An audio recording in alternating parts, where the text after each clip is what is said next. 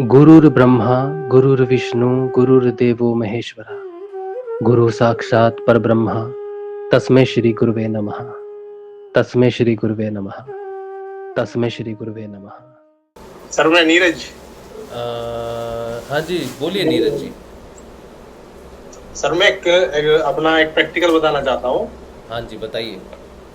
Sir अभी मैं 3 दिन पहले जो है अहमदाबाद से आया हूँ। अच्छा। तो मैं कुछ ऐसे गलत लोगों के बीच में फंस गया था नौकरी के चक्कर में। अच्छा। कि वो लोग मुझे हिंदू से मुसलमान बना के शादी करवाना चाह रहे थे मेरी जबरदस्ती। कहाँ पर, ये कहाँ की बात है? सर ये अहमदाबाद की बात है। अच्छा। गुजरात की। अच्छा। हाँ, और जिस टाइम मैं वहां से निकला तो गुरुजी की ऐसी कृपा हुई कि उस गेट पे से कोई नहीं निकल पाता था बिना चेकिंग के। अच्छा। और रात को 9:30 बजे निकला तो मैं कोई सारे सिक्योरिटी वाले चुपचाप बैठे देखते रहे और मैं निकल ही आया वहां। अच्छा। हाँ ये तो मतलब सर हाँ। ये प्रोग्राम जो बड़े जोरों पे चल रहा है आजकल। हाँ। लड़कों को जो है या मतलब लड़कियों को भी नौकरी के द्वारा जो है घर से निकाला जाता है, फ्लाइट की टिकट देके उन्हें जो है लालच देके। हाँ। कि उन लोगों को जो है फिर जबरदस्ती बंद कर लिया जाता है, किडनैप कर लिया जाता है। और मेरे सामने एक बंदे को किडनैप भी करा, वहां पुलिस, नकली पुलिस वाले आए, उन्होंने किडनैप कर लिया उसे वहां से। अच्छा। हाँ, तो मेरा कहने का मतलब ये है कि मैं सभी लोगों से मेरी गुजारिश है कि कृपया सतर्क रहें। आजकल का माहौल बहुत खराब है, नौकरी के चक्कर में ना आए किसी के भी। जो भी है अपना घर सबसे बढ़िया है। हाँ हाँ हाँ हाँ। चलिए तो उन पे एक्शन क्यों नहीं लिया फिर? जी निकलने के बाद एक्शन क्यों नहीं लिया, बताया क्यों नहीं? पॉइंट तो बताते वहाँ पे ये हो रहा है। नहीं, वहां से निकलने के बाद एक्चुअली क्या है, मैं घर से 2000 किलोमीटर दूर था। तो भैया पुलिस स्टेशन तो वहीं पे था ना? नहीं मैम, वहाँ पुलिस भी नहीं सुनती। गुजरात के अंदर ऐसा है कि अगर बाहर का बंदा जाता है तो गुजरात की पुलिस सुनती नहीं जल्दी से किसी की भी। ये दीपशिका बताएगी ये तो। हाँ, और मैं भी अभी शांत इसलिए हूँ क्योंकि वो लोग मुझे लग रहा है ऐसा कि ट्रैक कर रहे हो मुझे अभी। तो मैंने अपना मोबाइल वगैरह स्विच ऑफ किया हुआ है अभी। घर पहुंच गए तुम? हाँ, मैं घर आ चुका हूँ मैं अपने। चलो बहुत अच्छी बात है। बोल गुरुदेव महाराज की जय। जय हो। आप अपना ध्यान करते रहिए, गुरुदेव का नाम जाप करते रहिए। संभव है कि गुरुदेव ने ही आपकी मदद की हो और आपको ऐसी सिचुएशन से बाहर निकाला है। मेरा जो ध्यान नहीं लगता था वहाँ पे, मैं 3 दिन पहले मैंने ध्यान करना शुरू करा जब। हाँ। तो तीसरे दिन मेरे को रिजल्ट मिल गया वहाँ। मैं तीसरे दिन ऑटोमेटिक निकल आया वहाँ से। अच्छा अच्छा। मेरे को खुद फीलिंग होने लगी थी ये लोग मेरे को जबरदस्ती मतलब रोके हुए हैं, लालच दे रहे थे कि आप काम अच्छा करते हो। हाँ। आप बहुत बढ़िया आदमी हो। और वहाँ जिस साइड पे मैं काम कर रहा था उस साइड पे एक स्पेशल लड़की आती थी। अच्छा। वो मेरे को ट्रैक करती थी, देखती थी, बोलती थी अपना आप ही, मेरा उससे कोई मतलब नहीं था। तो मेरे को धीरे धीरे ये सब चीजें महसूस होने लगी। फिर मैं वहां से बिना बताए, उन लोगों को बिना बताए निकल आया। छुट्टी का बहाना कहती। अच्छा। हाँ चलिए, आप सतर्क रहिए। अब ऐसी चीज़ों से सबको सतर्क रहना चाहिए और जी। गुरुदेव का आप ध्यान करते रहिए। गुरुदेव हमारी हर संभव मदद करते हैं ऐसी सिचुएशंस में जहाँ पर हमारे मार्गदर्शन की ज़रूरत होती है। जय श्री गुरुदेव। जय श्री गुरुदेव। जय श्री गुरुदेव। भजन सुन लो एक इसी बात पे। सुनाओ सुनाओ। इसी उसका है जो भैया बता रहे हैं ना, उसी के ऊपर लिखा है ये देखो। हाँ जी सुनाइए। तुम्हारे पास भेजा है वैसे। हाँ जी मैंने सुन लिया। अच्छा है। ना झूठ मत बोला करो, आप सेशन में बहुत झूठ बोलते हैं। मैं कभी झूठ नहीं बोलता। नहीं अच्छा। कभी झूठ नहीं बोलता मैं। अच्छा मजाक में भी नहीं। मैं अभय को मजाक में भी, अभय के साथ भी मजाक नहीं करता, झूठ नहीं बोलता मैं कभी। अच्छा चलो, हमारे साथ तो करते गुरु भाई बहनों के साथ, बहन भाई के साथ तो चलता है। झूठ मैं और झूठ एक साथ चल ही नहीं सकते, बोलता ही नहीं। अच्छा चलो ठीक है। हाँ। बोल समर्थ सतगुरुदेव संत श्री रामलाल जी सियाग की जय।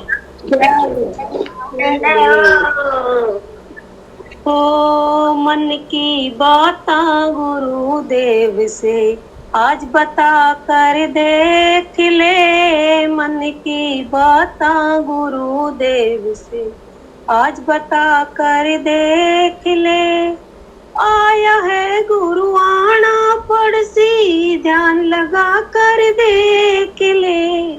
मन की बातां गुरुदेव से आज बता कर देख ले।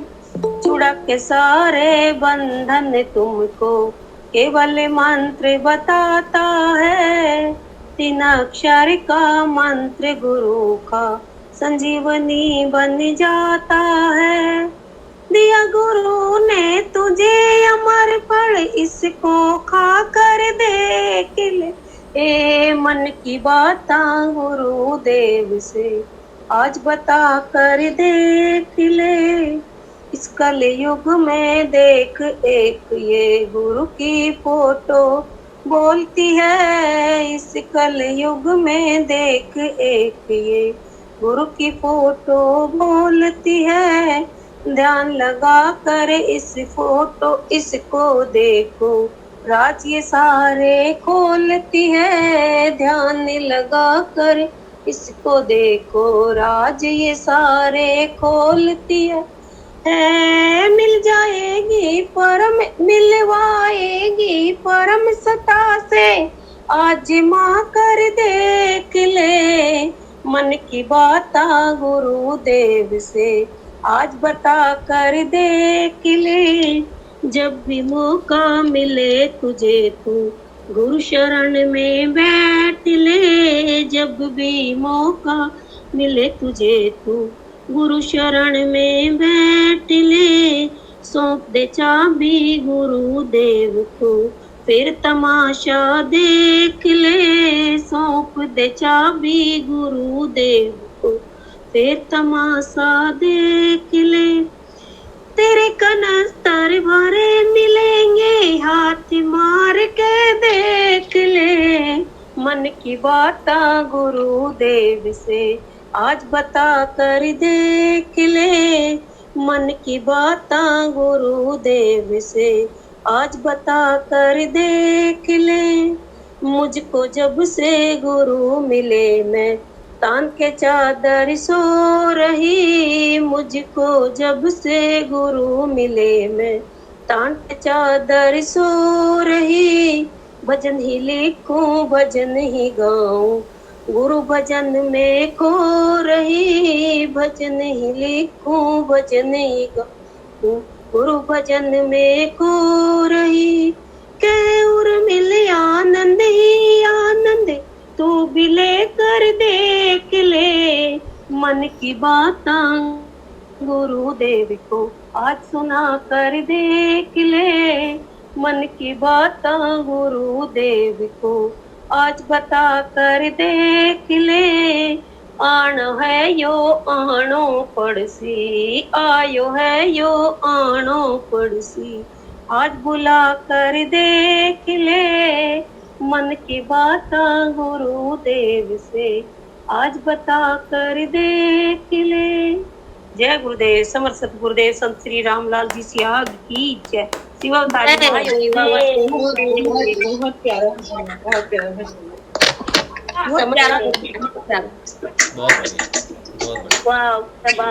बिल्कुल सही बात है, बिल्कुल सही बात है। गुरुदेव से बस बोलने की देरी है। बिल्कुल सही बात है। बहुत बढ़िया सर। टी शर्ट बड़ी अच्छी लग रही है आपकी। हाँ जी, एड्रेस भेज दीजिए, भिजवा देते हैं आपको। सर और कलर भी तो छपाई है ना। नहीं, व्हाइट पे ही है सारा, एक ही है, व्हाइट ही ओनली। अच्छा सिर्फ व्हाइट। नहीं, अच्छी लग रही है टी शर्ट। हम भेजेंगे, आपको भी भेजेंगे। ठीक हरिद्वार भेजेंगे, सुधा से मैं एड्रेस ले लूंगा। इधर कलकत्ता में तो कल रात से इतनी बारिश हो रही है कि बहुत हालत खराब है। तो ये बहुत बारिश हो रही है इधर। तो मैं वही रेडी करूंगा अभी और सबको भेजूंगा। मैं सबका एड्रेस, जिन्होंने नहीं एड्रेस दिया मैं जबरदस्ती लूंगा। नहीं, सब लेंगे। अच्छा लग रहा है सर। ठीक है, मैं भेजूंगा। साइज भी देख लेना। हाँ, आपको मैं XXL भेजूंगा, सबसे बढ़िया। भैया जी, मैं तो पहन करके गया आज मार्केट में भी। हाँ, बहुत अच्छी लग रही थी आपको, बहुत अच्छी लग रही थी। टाइट तो नहीं है मार्केट में। अच्छा, आज पहन के गया। अच्छा, पहन के गए थे, बहुत बढ़िया। हाँ, वो इसीलिए है कि मार्केट जाओ पहन के, कोई देख लेता। देखो, हमें कोई पूछे ना पूछे उससे फर्क नहीं पड़ता। लोग पीछे से देख लेते हैं, नोट कर लेते हैं, फोटो खींच लेते हैं बस। फोटो भेज लेते हैं। हाँ, हमें पता नहीं चले उससे कोई फर्क नहीं पड़ता, बस काम हो जाना चाहिए। That makes no difference। हाँ, तो इसीलिए वो पीछे नंबर देके वेबसाइट दिया है कि पहुंच जाओ। हाँ, नहीं पूछते भी हैं। अच्छा, पूछते भी हैं। हाँ पूछते नहीं कि क्या है। हाँ अच्छा, बहुत अरे भैया नंबर नोट कर लो हाँ। और बात कर लो। हाँ अच्छा, हाँ बहुत सही किया आपने, बहुत सही किया। वेबसाइट दिया हुआ है पीछे, नंबर दिया हुआ है, हाँ बिल्कुल पीछे वेबसाइट है। नंबर से तो उनको संजीवनी मंत्र मिल जाएगा और और वेबसाइट से डिटेल मिल जाएगी। हाँ बहुत बढ़िया, यही इसीलिए बनवाई है कि हम कहीं बाहर जाएं, सब्जी वब्जी लेने जाएं, बाजार जाएं तो पहन के जाएं। हाँ पता पहले दिन ही याद है, पहले दिन पहन के गया। हाँ अच्छा अच्छा अच्छा, बहुत बढ़िया, बहुत बढ़िया। चलिए, ये गुरुदेव का प्रचार हुआ आपकी तरफ से। भाई जी कुर्तीज रेडी हुई? कुर्ती तो मैं नहीं कर रहा हूँ रेडी, कुर्ती का तो मेरे पास कोई हल नहीं मिल रहा मुझे। कुर्ती का जो उमा जी कर रही हैं, उमा जी कर रही हैं कुछ 200 पीस ऐसा कुछ है, लेकिन वो जो कुर्ती वो रेडी कर रही हैं उससे और बेहतर मैं चाहता था कि हो, क्योंकि वो अच्छी तो है दिखने में, पहनने में अच्छी हैं, लेकिन प्रिंट उस पे ना पूरा डार्क नहीं आ रहा, बहुत लाइट प्रिंट आ रहा है एक्चुअली। अच्छा तो वो प्रिंट कुछ करवाएंगे, और ही कपड़ा होगा उसका तो शायद। सैंपल प्रिंट करवाएंगे, उसके बाद शायद बोलेंगे, किसी को बोला है उन्होंने। अच्छा हाँ तो वो एक बार सैंपल उनका कहीं कुछ बोला हुआ है किसी गुरु भाई को शायद, तो वो एक बार होके फिर आए, फिर पता चले। तो वो खादी का है ना, उस पर प्रिंट क्या है ना, एकदम आप डालो, आप छापोगे ना तो वो पीछे भी चला जाएगा वो प्रिंट, मैंने देखा है पीछे भी जा रहा है। तो वो क्या कर रहा है कि वो कपड़ा ना उसको कंज्यूम नहीं कर रहा है, वो उसको छोड़ दे रहा है रंग को एक्चुअली। तो वो आप ऊपर छापोगे वो पीछे चला जा रहा है, फिर धोओगे तो वो उतर भी जाएगा। नहीं जा रहा, मैंने धो लिया। कितनी बार धोया? पहली बार धोया। हाँ कितनी बार पहनूंगी उसको, कभी कभी पहनूंगी, ओकेजन पे पहनूंगी, नहीं वैसे त्योहार पे पहनूंगी ना। हाँ ये सही है, फिर ठीक है, फिर ठीक है, और क्या, फिर ठीक है। लेकिन फिर भी देखते हैं, और आने वाले समय में हम कुछ बेहतर करेंगे। नहीं वो तो वो कोई ये कपड़ा नहीं होगा, कोई और ही कपड़ा बनवाएंगे शायद वो तो। हाँ थोड़ा सा सिल्क उनके होना चाहिए, उनके नंदोई का काम है ना ये। अच्छा अच्छा अच्छा अच्छा, पूरा कॉटन में नहीं आएगा मुझे लगता, थोड़ा सा उसमें जो है सिल्क पहनने में बड़ा मजा आ रहा है, मस्त कुर्ती है वैसे। हाँ ना, खादी की है ऑब्वियसली, हाँ खादी की बहुत अच्छी है, बहुत अच्छी है। चलिए तो माँ और है उनके पास और तुम्हारा सेल करने के लिए? साइज क्या? नहीं मैंने कहा उन्होंने और सेल करने के लिए बनवाया है। हाँ वो बनवाएंगे और बनवाएंगे। अगर बन जाती है तो मैं बात करूंगा उनसे, उमा जी से मैं बात करूंगा 1-2 दिन में, मैं बात करूंगा, आप चिंता मत करो, सबको मिलेगी, लेकिन थोड़ा सा सब्र रख के चलेंगे, जल्दबाजी में नहीं करेंगे कुछ भी, ठीक है? मिलेगी और जरूर वरना मिलेगी। नहीं तो फिर से व्हाइट कुर्ती है, व्हाइट कुर्ती तो कहीं भी कोई भी अपने साइज की सिलवा सकता है, प्लेन कुर्ती। हाँ नहीं तो हम कुछ ऐसा बनवाएंगे ना जो हम व्हाइट कुर्ती पे लगा लें, या फिर कुछ भी ऐसा करेंगे। और फिर उस वाले पे जैसे ये वो हमने बनवाया वो जो बैच जैसा, हाँ वैसा कर सकते हैं, कुर्ती के ऊपर कुछ दूसरा कपड़ा लगवा सकते हैं, बहुत सारे अल्टरनेटिव हैं, लेकिन समय लगेगा इस चीज़ को, थोड़ा सा समय लगना चाहिए। और वैसे भी हम लोग रेगुलर मार्केट नहीं जा पा रहे, मार्केट वगैरह भी सारी बंद है। नहीं कुर्ती प्लेन बनवा लो, और वो जो बैच है ना गुरुदेव का वो लगा लो। बैच, हाँ वो बैच भी अच्छा है, बैच लगा सकते हैं। बैच तो घर में रखा जाएगा। हाँ हाँ हाँ तो वो साथ में हमेशा रहेगा। हाँ, जब जाओ बैच बड़ा भी बनवा सकते हैं, जरूरी नहीं उतना ही बड़ा, बैच बड़ा भी बनवा सकते हैं, उसको कोई दिक्कत नहीं। ठीक है, उसको थोड़ा समय लेके हम करेंगे उस पे काम, जरूर देखते हैं, अभी चल रहा है। हाँ, उमा जी को पहले अपना पूरा रिसर्च करने तो देखते हैं कहाँ तक पहुँचते हैं। अच्छा चलिए, अब गुरुदेव का जो प्रोग्राम है जो हम करते हैं संध्या के समय में, गुरुदेव की बात करते हैं, सिद्ध योग से आने वाले परिवर्तन। और परिवर्तन जो परिवर्तन की हम बात कर रहे हैं ना, ज़्यादातर परिवर्तन जो होते हैं वो ऐसे हैं जो शरीर में होते हैं, मन में होते हैं। समझ लीजिए कि 3 नीचे के कोष के परिवर्तन है। जोत लगा दोगे ना? 1 मिनट, मैं उमा जी का फोन ऊपर जा रही। उर्मिला जी माइक म्यूट कर रहा मैं। 1 मिनट। हाँ, तो ये जो साधना है हमारी, जो परिवर्तन की बात हम करते हैं वो ये है कि हमारे जो फिजिकल कोश हैं या हमारी जो स्थूल आवरण हैं, जिन्हें हम कहते हैं अन्नमय कोश, प्राणमय कोश और मनोमय कोश, ये तीनों कोशों के जो परिवर्तन है, कई बार ये साधक यहाँ पर बहुत सारे प्रश्न साधक के होते हैं, शरीर से जुड़े हुए बदलाव होते हैं, और वहाँ पर साधक को बहुत सारे प्रश्न खड़े होते हैं, जब वो थोड़ा सा डर भी जाता है इस चीज़ में। और फिर प्राणों में कि जब होता है, हृदय चक्र के आसपास का काम होता है, तब भी बहुत ज़्यादा जो है साधक थोड़ा घबराया रहता है। और मनोमय कोश में तो साधक उलझ जाता है एक्चुअली। यहाँ से ये उलझन से निकालना, इस घबराहट से निकालना, इस परिवर्तन से निकालना ही सत्संग का मेन कार्य है। जो सत्संग में जाते हैं, गुरुदेव की बातें सुनते हैं या फिर किसी गुरु भाई या गुरु बहन की सलाह लेते हैं कि ऐसी चीज़ हो रही है, क्यों हो रही है, तो यहाँ पर एक्सपीरियंस काम आता है। जो साधक हैं ऑलरेडी, जो इस रास्ते पे हैं, जिन्होंने ये चीज़ें फील की हैं, उनसे बात करने से, उनके साथ बैठने से हमें अपनी समस्याओं का समाधान मिलता है। इसलिए हमें ज़रूर ये देखना चाहिए कि जो साधना है, साधना के पथ पे क्या परिवर्तन आते हैं। जो साधना आप कर रहे हो, सिद्ध योग की साधना, इसके बारे में ना तो आपने कोई किताब पढ़ी है, ना इसके बारे में आपको कहीं से कोई जानकारी प्राप्त हुई है। तो ये जो सिद्ध योग के जो नई चीज़ है, ये जो विज्ञान है जो पहली बार प्रकट हुआ, गुरुदेव कहते हैं ऐसा विज्ञान पहले प्रकट नहीं हुआ। इसका अर्थ ये है कि हमारे सामने कुछ ना कुछ चैलेंजेस आएंगे। कोई स्मूथ राइड नहीं है। ये बार बार मैं कहता हूँ कि ये स्मूथ राइड नहीं है कि सब कुछ बड़े मज़े से हो रहा है और बड़े मज़े से नौकरी मिल गई, बड़े मज़े से खाना पीना चल रहा है, बड़े मज़े से सारी बीमारियाँ ठीक हो गई और बड़ी हैप्पी लाइफ चल रही है। ऐसा बिल्कुल होता नहीं। ऐसा जिसमें ऐसा हो रहा है, मुझे नहीं लगता कि वो कोई परिवर्तन वो आगे बढ़ रहा है सिद्ध योग में। सिद्ध योग में आगे बढ़ना है तो ये बहुत ही उछल वाली, ये क्या बोलते हैं, रोलर कोस्टर राइड है। क्योंकि ये अगर सिंपल होता, बहुत ही सिंपल होती ना ये सारी चीज़ें, तो आज आपको बहुत पहले ये चीज़ें मिल जाती और बहुत आसानी से ये चीज़ें हो जाती। लोगों ने बड़े त्याग किए, बड़ा कष्ट किया, बड़ी तपस्या की और बड़े कष्ट झेले हैं इस तपस्या को करने के लिए, और आप तक बड़ी सहज भाव में पहुंच रहा है। लेकिन सिस्टम तो वही है और बदलाव भी वैसे ही आते हैं। शरीर भी वैसा ही है, प्राण भी वैसे ही हैं, मन भी वैसा ही है, तो बदलाव बिल्कुल वैसे ही आते हैं। और सिद्ध योग की सबसे बड़ी ख़ास बात भी है और सबसे बड़ी बात ये भी है कि सिद्ध योग में कुछ भी छूटता नहीं है। सिद्ध योग में कुछ भी बाईपास नहीं होता है, कोई भी लेयर बाईपास नहीं होती है, कोई भी चक्र बाईपास नहीं होते, तो सारे चक्रों से यात्रा होती है। सिद्ध योग इसीलिए पूर्ण योग की संज्ञा में आता है। इसमें हठ योग होता है।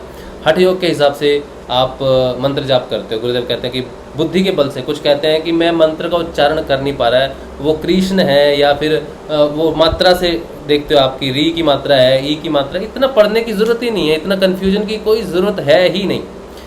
गुरुदेव ने सिंपल, गुरुदेव ने बोल दिया है कृष्ण, बस कृष्ण है वो, और कुछ नहीं है उसमें, और उसमें बिल्कुल भी जाने की ज़रूरत नहीं है। उसके बाद अगर आप जपते हो और उसका बदलाव नहीं आता है, तब सब अध्याय की ज़रूरत पड़ती है। ठीक है, 3 महीने में 4 महीने में कोई पहाड़ चढ़ लिया या कोई बहुत बड़ी अचीवमेंट हो जाए, ऐसी ये संभव नहीं है इस चीज़ में। ये पूरा परिवर्तन बहुत बड़ा परिवर्तन है। ठीक है, इसमें सबसे बड़ी जो सहायता आपकी है वो है आपके पूर्व जन्म के कर्म प्रारब्ध की, आपने कितनी यात्रा कर ली, उसके ऊपर आपकी नेक्स्ट यात्रा शुरू होती है। ठीक है, ये सबसे बड़ा प्लस पॉइंट किसी को अगर साधना में मिलता है। कोई कहता है कि मैं 2 साल की साधना में मैंने ये अचीव कर लिया या मैंने बहुत कुछ अचीव कर लिया, तो उसका जो क्रेडिट है वो उसकी पुरानी साधना को जाता है कि उसने साधना की हुई है और वो अब फलित हो रही है, उससे आगे वो बढ़ रहा है, ये चीज़ है। लेकिन जिसने कुछ भी नहीं किया, मेरी तरह कोरा कागज ही है, जिसने सारे जीवन बर्बादी किए हैं शायद, तो वो तो भटकता है शुरू में, उसको एकदम से कोई फ्लाइट नहीं मिलती है। ठीक है, बहुत कुछ है, बहुत कुछ सीखना पड़ता है। साक्षात्कार ही है, चित्त का साक्षात्कार है जो आत्मा करती है, आत्मा अपना साक्षात्कार करती है, और प्योरिफिकेशन का प्रोसेस है। और प्योरिफिकेशन वैराग्य है, उसके बाद परम वैराग्य। ये शब्द कहाँ से आ गया? वैराग्य क्या होता है, परम वैराग्य क्या होता है? ऋषि पतंजलि ने क्यों कहा वैराग आएगा, परम वैराग आएगा? तो जो वैराग और परम वैराग की कहानी है, उसमें हम ये सोचे कि हम जो जीवन पहले अच्छा चल रहा था, कोई कठिनाई नहीं थी, साधना आ गई तो कठिनाई होगी। तो साधक जो होते हैं 2 प्रकार के हैं। एक तो वो जो सच्चाई प्रकट नहीं करते कि उनके जीवन में कष्ट है या तकलीफ है, वो सिर्फ झूठी तारीफ करते हैं गुरुदेव की। गुरुदेव बहुत अच्छे हैं, साधना से ये हुआ वो हुआ। जो सही में साधना करता है, जो सत्य में धारण करता है, वो एक ही कहेगा, भैया जब से साधना शुरू हुई है मैंने प्रॉब्लम को फेस किया, मैंने आर्थिक जीवन में प्रॉब्लम्स देखी हैं, मैंने भौतिक जीवन में देखी हैं, मैंने शरीर में देखी हैं प्रॉब्लम्स, मैं सारी चीज़ों को सहा, लेकिन हाँ उसके बाद मेरे में परिवर्तन आया है। जो साधक कहे कि गुरु से मिलने के बाद तो मेरी सारी बहुत ही अच्छा चल रहा है, कोई प्रॉब्लम ही नहीं आई मुझे कभी, ना शरीर से मैंने ऐसा कुछ महसूस किया, तो फिर यात्रा अभी शुरू हुई नहीं, सीधी बात। ठीक है, अगर आप एक्सेप्ट करते हो कि साधना है, साधना रोलर कोस्टर है, साधना में सब कुछ सिर्फ नए साधकों को जोड़ने के लिए आप ये नहीं कह सकते कि सब कुछ है, उनको पूरी जानकारी देनी ज़रूरी है। कई साधक होते हैं जिनको मंत्र हम देते हैं, मैं 3-4 एग्जाम्पल्स आपको देता हूँ। उनको मंत्र देते हैं और वो हॉस्पिटल पागल खाने तक पहुंच जाते हैं मंत्र जपने से वो पागल खाने तक पहुंच गए। इतनी हालत ख़राब हो गई उनकी। स्पेशल डॉक्टर के पास लेके जाना पड़ा, और जिन्होंने वो मंत्र दिया उनकी हालत ख़राब। नेपाल में है एक गुरु भाई, ठीक है, उन्होंने अपनी मामी जी को दिया था, तो मामी जी ने वो मंत्र शुरू किया, फ़ोटो कोई नहीं घर में, फ़ोटो कोई नहीं, मंत्र शुरू किया तो उनके अंदर की पता नहीं क्या भावनाएं जागृत होगी कि मैं सरस्वती हूँ, मैं लक्ष्मी हूँ, मुझे हार दो, मुझे ये दो, मुझे गहने दो, मुझे ज्वेलरी दो, ये शुरू हो गया। बंदी ना हो। मैंने उनसे बात की, पर्सनली बात की, बेबे से भी उस समय बात करवाएगी कि ऐसी क्या चीज़ है क्या नहीं है। तो कौन किस ऊर्जा में बैठा है, कौन किस मनोस्थिति में बैठा है, ये हमें नहीं पता मंत्र देने से पहले। तो क्या होता है कि जब हम आगे बढ़ते हैं, प्रचार प्रसार के लिए बढ़ते हैं, तो प्रचार कैसे होता है, गुरु कैसे कार्य करता है आपके माध्यम से, पता है आपको कैसे कार्य करता है गुरु एक वेसल देखता है, खाली एम्प्टी वेसल देखता है सिर्फ, ताकि उसमें पूर्ण रूप से गुरु का प्रभाव बहे, और जो दूसरी तरफ जाएगा वो पूर्ण रूप से गुरु का प्रभाव जाएगा। तो आपको क्या होना है, आपको एम्प्टी वेसल होना है, ठीक है। हृदय होता है ना, हृदय की वेसल्स होती है ना, जिसमें कोलेस्ट्रॉल जम जाता है, फिर वो प्रॉब्लम होनी शुरू हो जाती है हृदय को। हृदय सत्य है, तो हृदय की वेसल्स को क्लियर होना चाहिए पूरी तरह से। अगर हृदय में वो कोलेस्ट्रॉल जमता है तो वो ऊर्जा प्रवाह में मुश्किल होती है। इसी तरह से सिद्ध योग में प्रचार प्रसार भी हृदय सत्य से होता है। सत्य का अर्थ है कि आप एम्प्टी वेसल हो, आपका ना तो उसमें अभिमान है, ना आपका प्रचार प्रसार का कुछ है, आप कुछ भी नहीं हो। आप गुरुदेव के नाम से आप कुछ भी बोलो, तो पूर्ण जानकारी बहुत ज़रूरी है। मैंने कुंडलिनी का वीडियो बनाया, कम से कम 1000 लोग जोड़े उससे मैंने, ठीक है, ऑनलाइन। उसमें बिल्कुल सत्य बात कही हुई है, बिल्कुल सत्य। ये है कि ये कोई सुनहरी राइड नहीं है, आप कहते हो। गुरुदेव ने स्वयं कहा है कि भैया कुंडलिनी बिना गुरु के कार्य नहीं करती। अगर कुंडलिनी जागृति भी हो जाए तो मुश्किल में पड़ जाओगे, ठीक है। क्यों? क्योंकि ये एक प्रोसेस है, आपको प्योरिफिकेशन का प्रोसेस है। घर में झाड़ू लगाओगे तो धूल तो उठनी ही है।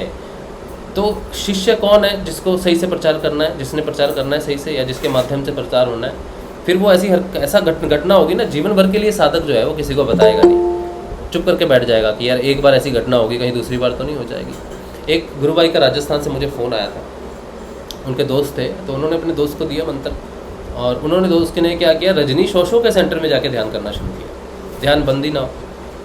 और उनको क्या था कि अध्यात्म में बड़ी ऊंचाइयां हासिल करनी है तो कोई माध्यम चाहिए, तो कोई माध्यम मिल नहीं रहा था। उन्होंने कहा कि ये गुरु मंत्र है, इससे आप मोक्ष तक पहुँच सकते हो।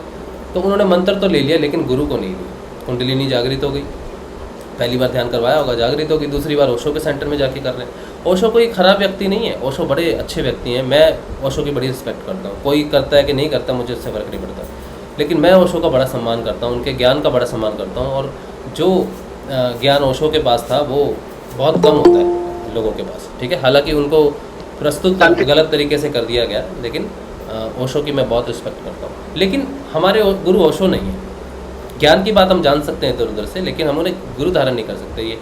तो उन्होंने क्या किया कि वो ओशो के सेंटर में जाके तो ओशो की तस्वीर के सामने ध्यान करने लगे। अब ध्यान बंद ही ना हो, अब ध्यान बंद ही नहीं हो रहा, चल रहा है। अब उसको मेंटल हॉस्पिटल लेके जाना पड़ा, एक हॉस्पिटल में लेके जाना पड़ा। और उस बच्चे की जिसने बताया था उसको उसके घर वालों ने मारा कि तुमने क्या दे दिया इसको, ये कौन सा गुरु है, कहाँ से आया, अब क्या होगा, अब क्या दिक्कत होगी, ये इतनी बड़ी दिक्कत होगी। वो परेशान बेचारा उसने मुझे रो के फ़ोन किया, बोला मुझे बताइए मैं क्या करूँ। अब आप क्या करोगे, अब क्या बताओगे इस स्थिति में, क्या किसी को बताओगे, बोलिए। अब वो बच्चा तो डरा हुआ है, अब वो किसी को बताएगा कैसे, कैसे प्रचार करेगा गुरुदेव का खुल के, ठीक है। और मुझे याद है मुझे भी कहा गया था कि तुम जो कर रहे हो ना, इससे लोग मर जाएंगे। मुझे ऐसा कहा गया था कि तुम जो कर रहे हो इससे लोग मर जाएंगे, कुंडलिनी जागृत के हृदय का वेदन ये कर देगी, पागल कर देगी, मर जाएंगे, तुम जो कर रहे हो ठीक नहीं कर रहे, ठीक है। और ये ऐसे लोग हैं जो गुरुदेव से दीक्षित हैं। गुरुदेव का प्रचार प्रसार जो आप करते हो ना, आप एक साधक हो ना, आपके जीवन में कोई भी घटना घटे, कोई भी घटना घटे, उससे फ़र्क नहीं पड़ता। फ़र्क ये पड़ता है कि आप एम्प्टी वेसल हो या नहीं, आपके अंदर गंध बह रहा है या आपके अंदर कुछ भी उसके बाद बह रहा है, आप क्या हो, आपका वेसल कैसा है, आपने सच धारण किया हुआ है कि नहीं। ये जो कंठ है, ये जो कंठ है, इससे जो शब्द निकलते हैं वो सत्य हैं कि नहीं है, चाहे वो किसी के भी प्रति निकले। गुरु स्वयं ईश्वर है, स्वयं सत्य है। वो कोई व्यक्ति विशेष नहीं है जिसको हम प्रोटेक्ट करेंगे। किसी भी तरह का कोई बात छुपा लेंगे एक नए साधक से, या किसी भी तरह की कोई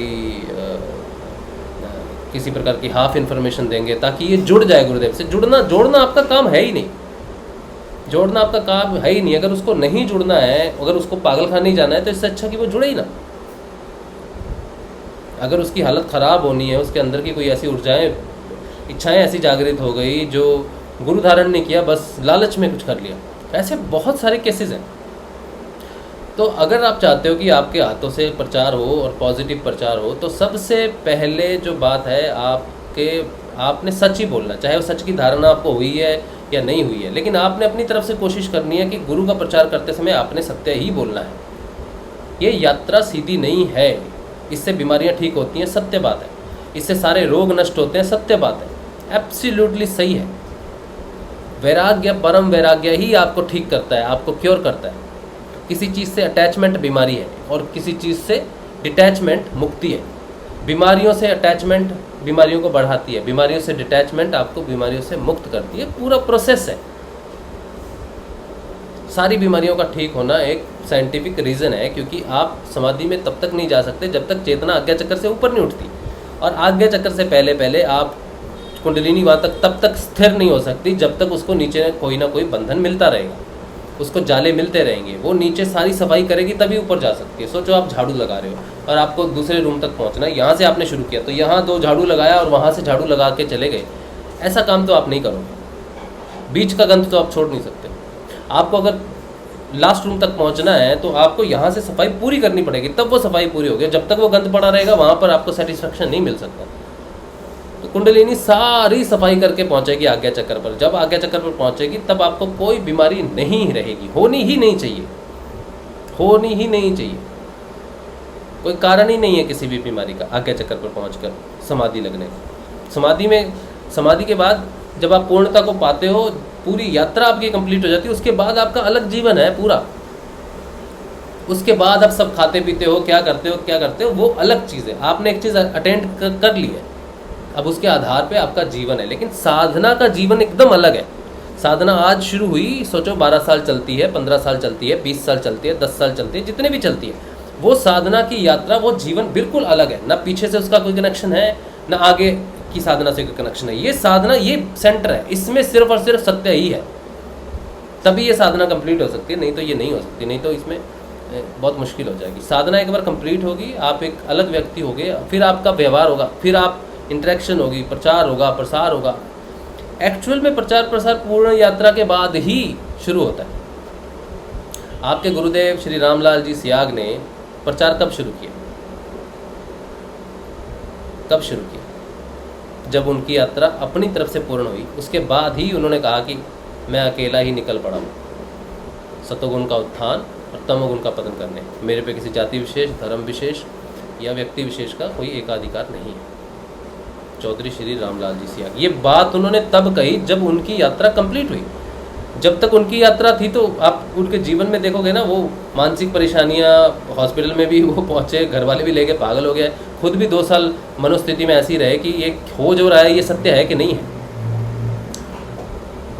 वो यात्रा गुरुदेव की अलग है, और जब वो गुरुदेव बन के प्रस्तुत हुए उसके बाद उनका जीवन अलग है।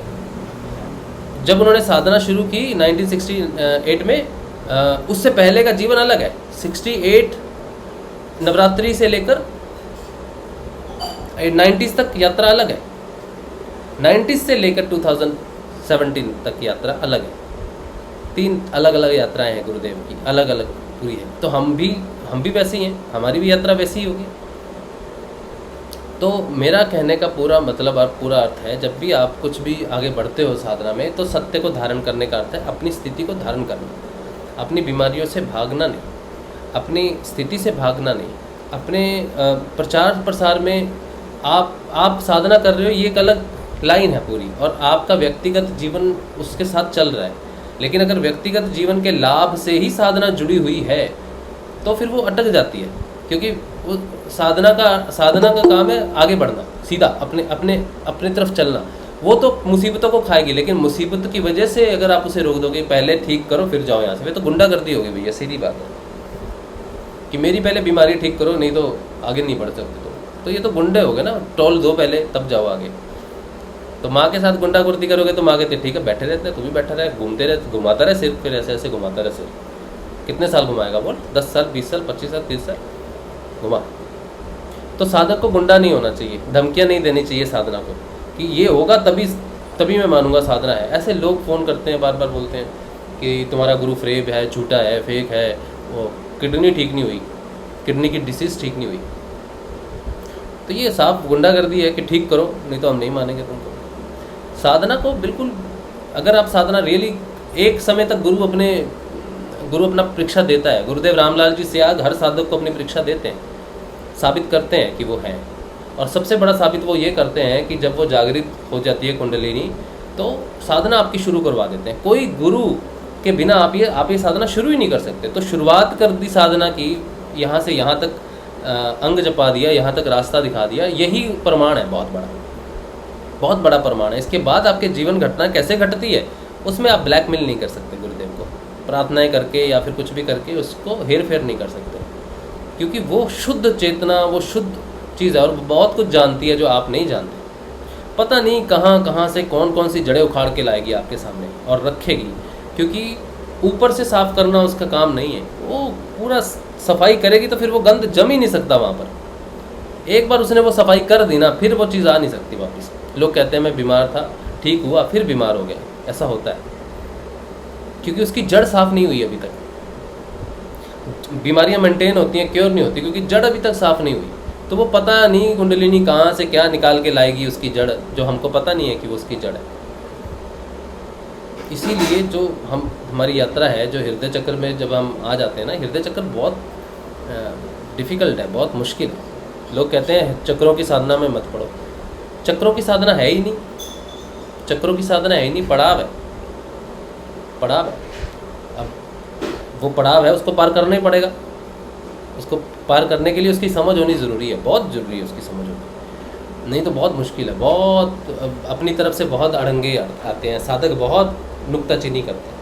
हम जो किताबें पढ़ते हैं, संतों की पढ़ते हैं, वो उन्होंने जो यात्राएं की, उन्होंने अपनी डिफ़िकल्टीज लेवल लिखे नहीं, उन्होंने सिर्फ अपने एक्सपीरियंसेस दे दिया आपके सामने। ठीक है, एक दो जगह पे उन्होंने कहा होगा कि मुझे ये हुआ, वो हुआ, ये हुआ, लेकिन अगर आप डिटेल में किसी साधक को पढ़ोगे और उसको पूछोगे कि भैया साधक के वो बताओ जो ज़िंदगी में साधना छोड़ने के लिए आपको मजबूर किया जिन स्थितियों ने, और फिर वही स्थितियां आ जाएंगी जो आप फेस करते हो, सारी की सारी। ठीक है, और उनके लिए तो ज़्यादा डिफ़िकल्ट था क्योंकि उनके पास तो ऑप्शन ही नहीं था। वो तो संन्यास लेके बेचारे बैठे हुए कुटिया में। आपके पास तो ऑप्शन है, कोई तकलीफ हुई तो भाग्य मेडिकल जांच के लिए या कुछ भी करने के लिए, और आपको तो साफ कह दिया गया है मेडिकल असिस्टेंस ले सकते हो। लेकिन पुराने साधक जो हैं, जो चले गए तो चले गए, उन्होंने तो कितना कष्ट सहा होगा। सोचो, एक व्यक्ति एक साधना करने के लिए चला जाता है जंगलों में, हिमालय पे चला गया, जब वो गया है तब तो वो साधक नहीं है ना, तब तो वो बिल्कुल त्याग करके गया अपनी तरफ से। शरीर उसके पास है, ठंडी गर्मी उसको लग रही है। अब सोचो कि वो प्रकृति के साथ जब सम हो रहा होगा तो उसकी तो हालत ख़राब हो गई होगी उस समय। तो प्रकृति है, वो तो परिवर्तन करेगी ही करेगी। वो अगर परिवर्तन नहीं करेगी तो सम होना इम्पॉसिबल है। तो साधना में जो भी घटनाएं घटती हैं वो आपको एक्सेप्ट करनी है, लोगों के सामने रखनी है, वो सारी चीज़ें सच्चाई रखनी है। सच्चाई रखने से ना तो आपके गुरुदेव का अपमान होगा, ना साधना का अपमान होगा, बल्कि साधना की सच्चाई सामने आएगी, सबके सामने आएगी सच्चाई। ये जरूरी है। जब भी आप किसी को बताओ सिद्ध योग की साधना के बारे में, आप उसे बताओ कि कुंडलिनी जागृत होती है। कुंडलिनी जागृत होने से जो है वो बहुत सारे कष्टों का भेदन करती है, चक्रों का भेदन करती है, जिससे जो है आपकी समस्याएं सामने आके हमेशा के लिए विलय होती हैं। लेकिन उसका एक्सेप्टेंस जरूरी है, सच्चाई ज़रूरी है। कोई भी साधक प्रचार प्रसार करता है तो वो सिर्फ और सिर्फ सच्चाई से ही कंटिन्यू कर सकता है, क्योंकि हमें पास करनी है वाइब्रेशंस गुरुदेव की, ना कि अपनी साथ में वाइब्रेशंस पास करनी है। तो जब हम बात करते हैं, अगर मैं आपसे बात कर रहा हूँ, अगर मेरी बात में झूठ है, अगर मेरी बात में अहंकार है, अगर मेरी बात में ईर्ष्या है, अगर मेरी बात में कोई संदेह है, तो मैं जो भी बात आपको कहूँगा ना, आप नहीं जानते, मेरी आवाज़ की एक वाइब्रेशन है। मेरी वाइब्रेशन के साथ मेरा संदेह, मेरा अहंकार, वो भी ट्रेवल करता है। गुरुदेव की आवाज़ के साथ मेरा वो अहंकार साथ जुड़ जाता है। और आपके अंदर जो सूक्ष्म ऊर्जा है वो गुरुदेव की ऊर्जा को तो पकड़ेगी ही पकड़ेगी, साथ में वो जिस व्यक्ति ने जैसे बताया है उसकी ऊर्जा भी ट्रैवल होती है साथ में। तो गुरुदेव क्या कहते हैं कि मैं चाहता हूँ कि मेरे चेतन शिष्य जाएं और विदेश में प्रचार प्रसार करें। चेतन शिष्य का अर्थ है वो चेतना प्रचार प्रसार करती है, आत्मा प्रचार प्रसार करती है, मनुष्य नहीं करता। अहंकार किसी चीज़ का प्रचार नहीं करता, चित्त नहीं करता, शुद्ध चेतना करती है। शुद्ध चेतना, चित्त के 2 रूप हैं, शुद्ध चेतना में भी और विशिष्ट चेतना में भी। तो जो चेतना जब जागृत हो जाए, चाहे वो छोटी सी थोड़ी सी हो, तो वो आगे चलती है, वो प्रचार प्रसार करती है और चेतना पूर्ण रूप से सच्चाई के साथ कार्य करती है। तो जब हम प्रचार प्रसार करते हैं, चेतना जागृत होने का अर्थ है कि मुझे पता है कि क्या चीज़ है क्या नहीं है। छुपाने वाली बात नहीं होती कभी। ज़्यादातर प्रचार प्रसार में आप देखो, सुनो, सारे वीडियो सुन लो जहाँ प्रचार प्रसार होते हैं, सारे वीडियो सुन लो। वहाँ पर सिर्फ ये बताया जाता है कि बीमारियाँ ठीक हो जाएंगी और बहुत कुछ हो जाएगा, ये हो जाएगा, वो हो जाएगा। लेकिन साथ में ये भी बताना ज़रूरी है कि आप जब साधना करोगे तो आप एक साधक बन के साधना करोगे। ठीक है, आप एक साधक बन के साधना करोगे। अभी देखो, ये काजलवास आप लोग गए, ठीक है, काजलवास गए आप लोग। काजलवास क्या है? एक तपोभूमि है। तपोभूमि है, कुछ लोग वहाँ पे 8-10 दिन रह के भी आए। ठीक है, अब क्या हुआ, अब आप रह के आए हो तो आपके आने के बाद एक लंबी लिस्ट रूल की जारी हुई है। आपको मालूम है इस चीज़ का? क्योंकि हर चीज़ का एक प्रोसेस है। हम जैसे जिस चीज़ को देखते हैं अपने हिसाब से, वो वैसा नहीं होता। ठीक है, उस जगह की, जैसे जगह की गरिमा होती है कि इस जगह की ये साधना केंद्र है, इसमें साधक ही आ सकते हैं, नॉर्मल आदमी पिकनिक करने नहीं आ सकते। खास करके यही बात है कि ऐसा लग रहा है कि एक पिकनिक स्पॉट बन गया, साधना जो क्षेत्र है वो एक पिकनिक स्पॉट बन गया, ऐसा लग रहा है। और इसी तरह से जब आप किसी को बोलते हो कि सिद्धयोग की साधना करो, तो आप उसको बोलते हैं कि ये साधना क्षेत्र है, इसमें मजा, इसमें आप ये सोच के नहीं आ सकते या वो सोच के। साधना है। जैसे आप बाहर शिव की साधना करते हो, नहा के धो के फूल अर्पित करते हो, ये अर्पित करते हो, साधना करते हो, तो साधना करते हो ना, तो अंदर की साधना में भी उतनी सच्चाई ज़रूरत होती है, अपने प्रति सच्चाई की ज़रूरत होती है। उसके बिना वो भी बेकार में समय नष्ट करने वाली बात है। पूनम, मेरा फ़ोन देना जरा, मैं आपको जो काजलवास के जो नियम है, नए नियम है, अगर आप वहाँ पे रुकते हो जाके, तो वो नियम क्या है मैं आपको बता देता हूँ। ठीक है, 1 मिनट दीजिए मुझे जरा फ़ोन दीजिए। सर जी जय गुरुदेव। हाँ जी, कमल सिंह जी, जय श्री गुरुदेव। मैंने कहा कल आपने जलपान नहीं किया कल के सेशन में। अब देखिए, जलपान देने की ड्यूटी तो इनकी है जी। है? नहीं, कल मगर मेरे को बड़ा अजीब सा लग रहा था। मैंने कहा सर जी ने आज न पिज्जा बर्गर न पानी तक नहीं पिया। भाई पिज्जा ये पिज्जा बर्गर तो मैं नहीं खाता यार। जी सर जी, जय गुरुदेव। जय श्री। अच्छा, मैं आपको बता देता हूँ जो लिस्ट मेरे तक पहुँची है। मेरा कर्तव्य बनता है कि अगर मैंने इस बात की रिस्पॉन्सिबिलिटी ली थी कि सारे मिल के जाओ, साथ जाओ, और ग्रुप भी मैंने बनाया था, तो इस चीज़ में मैं भी शामिल होता हूँ। ठीक है, इसमें मेरी भी रिस्पॉन्सिबिलिटी है कि ये सारी चीज़ें जो है मैं आपको बताऊँ।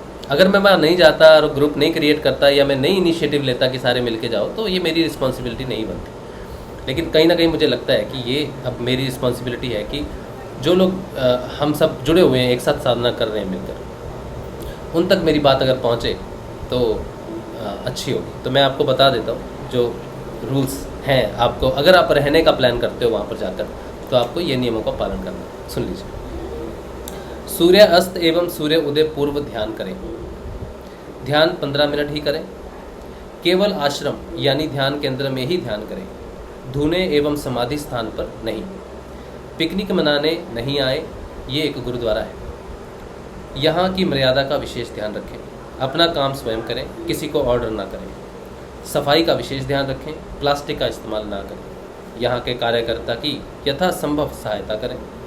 पूजा में सबको आना आवश्यक है। सुबह शाम की पूजा की टाइम इधर उधर ना घूमें। सुबह समय पर उठें 6 बजे से पहले, और सोने का समय 8 बजे के बाद ही सोएं। सुबह 7 बजे चाय मिलेगी और 8 बजे नाश्ता। सब हाथ बटाएं। अपनी मन मर्जी ना करें। दोपहर का भोजन 2 बजे होगा एवं शाम का भोजन 7 बजे से 8 बजे के बीच होगा। समय पर नहीं आने पर अपनी व्यवस्था खुद करें या बाहर से खाकर आएं। आश्रम में गंदगी ना करें, कहीं भी धूम्रपान ना करें। अपने बिस्तर खुद करें और खुद उठाकर व्यवस्थित जगह पर रखें, खुद रखें। जंगल में बिना पूछे घूमने ना जाएं। बाथरूम साफ रखें, पानी डालें। 2 से 4 विश्राम का समय है, ज़्यादा पानी बर्बाद ना करें। किसी प्रकार का वाद विवाद ना करें और ना ही तर्क करें किसी से। ज़्यादा दिन ना रुकें बिना किसी कारण या गुरु कार्य के अलावा। शब्दों की मर्यादा का ध्यान रखें। कुछ समझ नहीं आए तो लोकल गुरु भाई से पूछ लें। दूध पीते बच्चों को साथ ना लाएं। जंगली जानवर एवं सांप बिच्छू का ध्यान रखें। बाहर खुले में ना सोएं।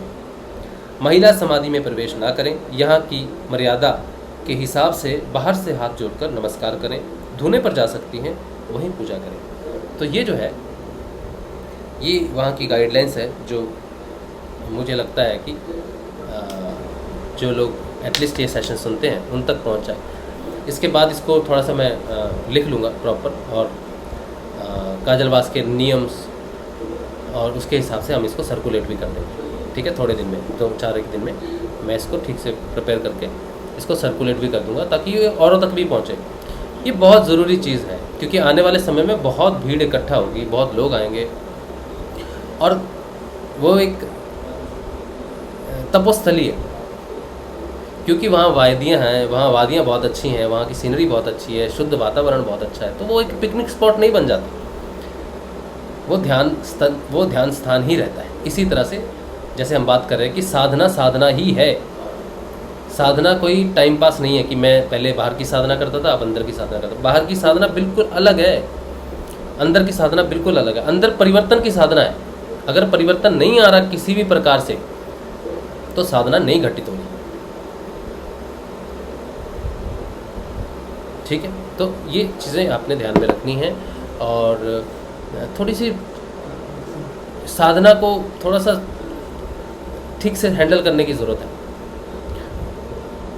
ठीक है, हालांकि मुझे ये कहने का हक नहीं है, मैं ये हक नहीं रखता, लेकिन मैं अपनी तरफ से कह रहा हूँ कि हम साधना को अगर बिल्कुल इंडिपेंडेंटली चलाएं और उससे हम कुछ लेन देन ना करें कि मेरे व्यवहारिक जीवन में ये परिवर्तन नहीं आ रहा है, मुझ में ये परिवर्तन नहीं आ रहा, तो जाने दो उसको, छोड़ दो उसको। बिल्कुल साधना को बिल्कुल फ्री छोड़ दो। साधना अपनी जगह करो, सुबह शाम और नाम जाप।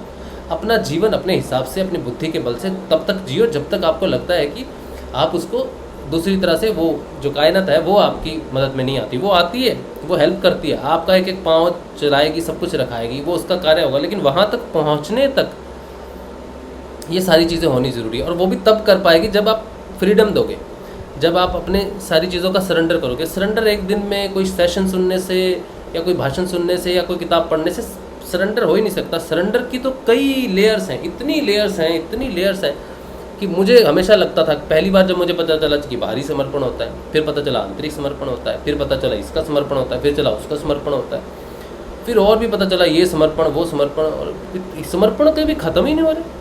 क्यों नहीं ख़त्म हो रहे? क्योंकि कुछ ना कुछ है जो हमने रखा हुआ है अपने पास। तो समर्पण को समझना कोई सेशन या फिर कोई भाषण का काम या किताब का काम है ही नहीं। समर्पण तो साक्षात्कार का विषय है। समर्पण का सीधा अर्थ है कि साधना को छेड़ो मत, साधना को बिल्कुल नियम से करो, सुबह शाम नियमित ध्यान करो और सारा करो। बाकी जो लाइफ आपकी चल रही है उसको बोझ नहीं बनाना है साधना के ऊपर में कि साधना कर रहा हूँ तो जीवन को ठीक होना ही है, होना ही पड़ेगा, गुरुदेव करो। फिर वो साधना लंबी हो जाती है। वो आप जो तप इकट्ठा करते हो फिर वो होता भी है, सही होती भी हैं चीज़ें, लेकिन फिर से शुरू करो, फिर से वो करो। तो कुंडलिनी को ये नहीं बोलना कि ये सफाई करो पहले, वो सफाई करो पहले, ये सफाई करो पहले मेरा मानसिक साफ करो। उसको पता है पहले क्या साफ करना है, तो उसको बिल्कुल छोड़ दो, बिल्कुल एक्सपेक्टेशन मत करो अपनी साधना से। और डरने की क्या ज़रूरत है? गुरुदेव ने कहा ना, तो डरते क्यों? साफ ही कह दिया गुरुदेव ने। और ये जब आप प्राणमय की साधना करोगे ना, प्राणमय कोश की साधना करोगे, तब ये बात आप गुरुदेव की याद रखना। मृत्यु ऐसी चीज़ है जो सबको आती है, किसी को वो छोड़ती नहीं, कोई नहीं बचता उससे। तो फिर डरते क्यों? ये शब्द क्यों कहे होंगे गुरुदेव ने? किसके लिए कहे होंगे? अपने साधकों के, अपने बच्चों के लिए तो कहे ना। बाहर जो साधना नहीं करता उसके लिए तो नहीं कहे कि भाई तू साधना नहीं करता, इधर आ, मृत्यु सबको आएगी, तू डरता क्यों है, जा। उसको तो नहीं कहेंगे। जो साधना कर रहे हैं सारे बच्चे, आज बच्चे बच्चियाँ जो साधना कर रहे हैं उनके, तो उन्हें कहेंगे ना बेटा मृत्यु सबको आती है तो डर क्यों रहे हो। तो वो आपके अंदर से डर निकालना चाहते हैं कि इसके डर से मत बंधो, जब आनी है उसने आनी है। और जब जागृत है वो अपनी बेस्ट कोशिश कर रही है, आपकी साधना बेस्ट कर रही है कि आपको सेफ गार्ड रखे, आपको बचा के रखे, क्योंकि आपको बचाना ही प्राइमरी काम है उस कुंडलिनी का। क्योंकि शरीर के बिना वो शिव से मिल ही नहीं सकती, बिना शरीर के साधना हो ही नहीं सकती। तो कुंडलिनी इसलिए नहीं कि वो आपकी रक्षा कर रही है, इसलिए कि उसे शिव से मिलना है, उसकी प्रायोरिटी शिव से बड़ी नहीं हो सकती। और शिव तक पहुंचने के लिए उसके पास एक ही माध्यम है, शरीर। इसको उसको बचाना ही है, चाहे कष्ट में रखे, चाहे इधर रखे, चाहे उधर रखे, लेकिन ये रहना चाहिए। और जो इसके अंदर बैठा हुआ चेतन है ना, वो भटकना नहीं चाहिए कि मैं पहले ये ठीक कर दूं, मुझे तो शिव के पास जाना है, इसे चाहिए 5 लाख, मैंने इसको 5 लाख दे दिए, कहीं छोड़ के ना भाग जाए तो इसको मैं 5 ही देती हूँ, 5,000 ही देती हूँ, या मैं इसको इतना ही देती हूँ ताकि ये अटका रहे यहाँ पर। क्योंकि ये आगे की समस्या सॉल्व होनी जरूरी है। जब तक वहाँ नहीं पहुँचता ये व्यक्ति, तब तक इसको साधना समझ में नहीं आ सकती। तो कुंडलिनी अपने हिसाब से आपको ठीक करेगी, आपके हिसाब से चलेगी। आप वो उसका प्राइमरी काम ही है शिव से मिलना। और इस शरीर को जब तक वो ठीक नहीं करेगी वो नहीं मिल सकती है ये इसकी समस्या है तो उसकी समस्या आपका सबसे बड़ा लाभ है, आपका सबसे बड़ा लाभ है। माँ बच्चे को प्यार करती है, क्यों करती है? वो बच्चे को प्यार करती है, उसके लिए अच्छा खाना खाती है, उसको दूध पिलाना है, जन्म देना है, 9 महीने पेट में रखना है, ठीक है। तो क्यों? क्योंकि माँ खुद चाहती है कि मेरा बच्चा दूध पिए, मेरा बच्चा स्वस्थ रहे, वो चाहती है। उसको बताना नहीं पड़ेगा कि मैं स्वस्थ रहूँ इसलिए तुम जरा टेंशन लो, मैं स्वस्थ रहूँ तो जरा खाना अच्छा बनाओ, मैं स्वस्थ रहूँ जरा घी भी डाल के खिलाओ। माँ को कभी बोलता है कोई बच्चा? आज तक कभी किसी ने बोला कि माँ मुझे स्वस्थ रहना है और मुझे अच्छा खाना दो? एक भी नहीं होगा दुनिया में। माँ उल्टा कहती है खा ले और अच्छे से खा, और ठूस ठूस के खिलाएगी। वो कहेगा भाई मैं भर गया, मेरा पेट हो गया, मेरा काम बस। वो कहेगी नहीं अभी कहाँ हुआ, अभी तो खाया नहीं तूने। तो ये माँ का कर्तव्य है कि बच्चे को स्वस्थ रखना। आपका काम नहीं है माँ को बताना कि मुझे स्वस्थ रखो, माँ मैं बीमार हूँ। या फिर गुरु भाई गुरु बहन जो भी मैसेज करते हैं कि मेरी समस्या है, या फिर मैं ऐसे मेरे जीवन में ये समस्या है, आप कुछ बता दो, कुछ कर दो। मुझे सच्ची में मैं इतना अपने आप, मुझे शर्मिंदगी फील होती है, अपने आप पे शर्मिंदगी फील होती है। मुझे लज्जा आती है बहुत ज़्यादा कि मैंने क्या अपने आप को प्रस्तुत कर दिया आपके सामने कि मैं बहुत अच्छा साधक हूँ, या फिर मैं बहुत महान हूँ, या फिर मुझे बड़ा ज्ञान है। कहीं मैंने ऐसा रिप्रेजेंटेशन तो नहीं दे दिया आपके सामने। तो मैं इस बात को क्लेरिफाई करता हूँ कि कुछ भी नहीं है, कुछ भी नहीं है। मैं उतना ही मामूली हूँ जितने कोई भी आम साधक जितना होता है, वैसा ही मैं साधक हूँ। जितना जब मेरा हृदय चक्र खुलता है या मुझे वो परेशानी होती है रात को, आपको पता नहीं है, रात को 3 बजे मुझे उठा देती है माँ, सांस खींच के लेनी पड़ती है कई बार, और सारा दिन ये समस्या चलती है। और सुबह 6 बजे फिर ध्यान लगता है, 6:30 बजे ध्यान लगता है, तंद्रा में जाता हूँ, तंद्रा से बाहर आते तो कोई समस्या नहीं होती। तो डर मेरे अंदर भी है मृत्यु का, मेरी भी फैमिली है, सब कुछ। मैं भी बिल्कुल साधारण सा ही शिष्य हूँ, ठीक है। जो मैं फील करता हूँ वही मैं आपको बताता हूँ। तो वो कभी भी शुरू हो जाती है माँ, क्योंकि उसको पता है कि कब काम करना है, श्वासों पे कब काम करना है, रात को जब सो रहा होगा तब काम करना है। क्योंकि इसको पता नहीं है कि लंबी सांस आ रही है, छोटी सांस आ रही है, कुछ भी आ रहा है, नहीं पता इसको। तो अचानक नींद खुल जाती है कई बार, क्योंकि वो उसके अधिकार में है, प्राण उसके अधिकार में है। अब पता चल रहा है कि प्राणमय कोश की साधना होगी। तो ये ज्ञान भी आपको तभी मिलेगा जब आप समर्पण करोगे, उसको ऑब्जर्व करोगे। कुछ भी, कोई विशेष नहीं है, कोई व्यक्ति का ज्ञान विशेष नहीं हो सकता, क्योंकि ज्ञान उसका नहीं होता। ज्ञान तो उस परमात्मा का है, उस चेतना का है, जो वो उसको तभी मिलता है जब वो शांत हो गया, मौन हो गया, तभी उसको मिल जाता है। कोई भी व्यक्ति विशेष आपकी बाहर से मदद नहीं कर सकता, कुछ भी नहीं। आपके जो प्रश्न होते हैं वो प्रश्न आप सुन के उस प्रश्नों को समझ सकते हो, ये कर सकते हो। लेकिन अगर आप एक्सपेक्ट करो कि ये बता देगा कुछ मेरे बारे में, या मेरी समस्या का समाधान ये बंदा कर देगा, तो वो बंदा भी डूब रहा है, आपको भी डुबोएगा, या आप डूब रहे हो आप उसको भी डुबो दोगे, अगर वो नहीं भी डूब रहा तो हम सारे इक्वल हैं गुरु के आगे। सारे खेत में जो जो धान बोता है ना किसान, सारा धान बोता है, वो किसी एक धान के बूटे को नहीं कहता तू सबसे बड़ा निकलना, तू मेरा सबसे प्यारी जगह पे लगाऊँ, तू सबसे अच्छा ना। वो सारी खेती करता है तो कहता सारा धान मेरा अच्छा हो। उनमें से कुछ धान अच्छे निकलते हैं, कुछ ख़राब भी हो जाते हैं, कुछ को कीड़े मकोड़े खा जाते हैं, वो अलग बात है, उनकी प्रारब्ध के हिसाब से वो चीज़ अलग चीज़ है। लेकिन किसान कभी भी मतभेद नहीं करता कि ये किसान ये धान की डली अच्छी निकले और ये ऐसी निकले, ऐसा नहीं हो सकता। तो साधना जो है वो साधना को आप अपने स्तर पे आपको एक्सेप्ट करना ज़रूरी है। साधना बिल्कुल स्वीट रोल नहीं है, मैं बार बार ये कहता हूँ, मेरे लिए भी नहीं है और किसी के लिए भी नहीं हो सकती। परिवर्तन ही जीवन है। परिवर्तन का अर्थ है कि जो सहज चल रहा था वो सहज नहीं रहेगा, वो थोड़ी दिक्कत करेगा जीवन में। वो जो जीवन बह रहा था उसको रोकना ज़रूरी है, क्योंकि वो तो मोक्ष की तरफ जा ही नहीं रहा था। उसमें तो मेरा बड़ा मज़ा आ रहा था। मैं एक बताऊँ, एक नई गुरु बहन है जुड़ी है, हाँ एक सेकेंड,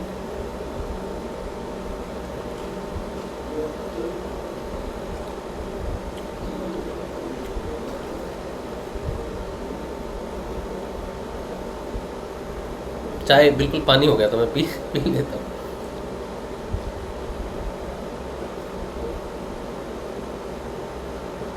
कलकत्ते में बारिश हो रही है कल रात से, और इतनी बारिश हो रही है कि ठंड बढ़ गई है थोड़ी सी, और कोई काम नहीं हो सकता। पूरा पानी नीचे, हमारा तो पूरा पानी जम जाता है। बोट की ज़रूरत पड़ेगी एक जगह से दूसरी जगह जाने के लिए, इतना पानी जम जाता है नीचे। और घटना ये होती है कि पानी इतना हो जाता है कई बार कि वो अंदर घुस जाता है, घर के अंदर भी घुस जाता है। और हमारा तो सेकंड फ्लोर पे है एक्चुअली, लेकिन बहुत अंदर तक आ जाता है पानी। सर जी जय गुरुदेव। हाँ जी, देखिए अंदर वाली चाय पी ली मैंने कहा जी सर जी देख रहा हूँ। मैंने कहा आज एक छोटा सा सवाल था मेरा भी। हाँ जी करिए। मैंने कहा भक्तों के लिए कोई शास्त्र, वो क्या कहते, खुला व्यक्ति भी तो एक तो साथ में रखिए। कैसे चीज? अरे वो शास्त्र क्या बोलते हैं, शास्त्र कम से कम, हाँ वो जिसका सब खुला हो आज्ञा चक्र। हाँ हाँ। तो हम जैसे भक्तों का कुछ कष्ट दूर हो। कुछ नहीं हो रहा, 2 साल हो गए कंटिन्यू करते करते। मेरे से पीछे हो आप। मेरे से तो बहुत नीचे पे। मेरे से 3 साल पीछे हो आप, आपको पता है जी। मुझे 5 साल कुछ नहीं हुआ जी। आपको 2 साल हुए ना। आप अगर मुझे देखोगे ना कि मेरी साधना ऐसी चले तो 3 साल और कुछ नहीं होने वाला। जी, न माता ध्यान दे रही, न पिताजी ध्यान दे रहे। शादी की समस्या है? नहीं वो हाँ। तो अब नहीं करना है, मतलब कुछ हो ही नहीं रहा। न पिताजी की ध्यान देते हैं, न माता जी। आपको उनका ध्यान देना चाहिए ना, वो आपका ध्यान देंगे। नहीं, मैं गुरुदेव की कुंडली माता की बात कर रहा हूँ। ये जल्लू आई आए मिल लो, नमस्कार कर लियो। गुरुजी नमस्कार। अरे यार जय श्री गुरुदेव। गुरुजी नहीं, गुरुजी हैं पीछे व्हाइट कपड़े वाले। इससे बात कर लो। बात कर। गुरुजी नमस्कार। नमस्कार। लेकिन गुरुजी मैं थोड़ी हूँ। कमल ने अच्छा क्या जी। बताया आपको? उल्टा सीधा बताया ना। पकड़ लो मुझे। अरे मेरे मुंह से ऐसे ही निकल जाता है कि मैं आपको गुरुजी बोल देता हूँ। नहीं गुरुजी हम नहीं है, हम तो गुरुजी के चरणों की धूल है। ठीक है। हाँ कैसे हो आप? आप ठीक हो? बढ़िया हो? देखिए अब कनेक्शन कट रहा है आपका।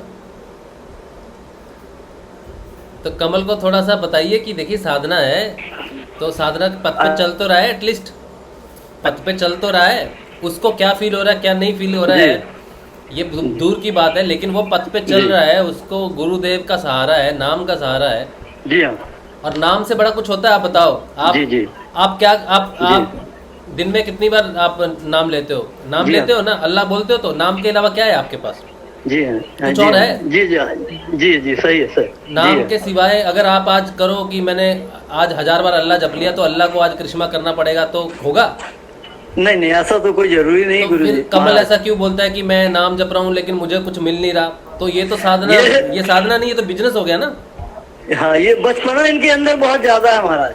वो एक्सपेक्टेड, मैं इतनी देर से बकबक कर रहा हूँ, यही बोल रहा हूँ कि भैया साधना छोड़ दो, उसको फ्री छोड़ दो, उससे मांगो मत कुछ, जो हाँ, मिलना हाँ। है वो अपने आप ही मिलेगा। जी जी सही। लेकिन ये मेरी बात समझते नहीं है। ये उतावले उतावले हो जाते हैं, उतावले जल्दी। इनको फायर ब्रिगेड में सबसे आगे रखा करो तब। जी जी जी जी महाराज। ये क्या, ये गाड़ी चलाते हैं ना पानी डालते हैं, क्या काम करते हैं ये उधर? ये गाड़ी चलाते हैं, हम पानी डालते हैं। अच्छा अच्छा अच्छा। जी।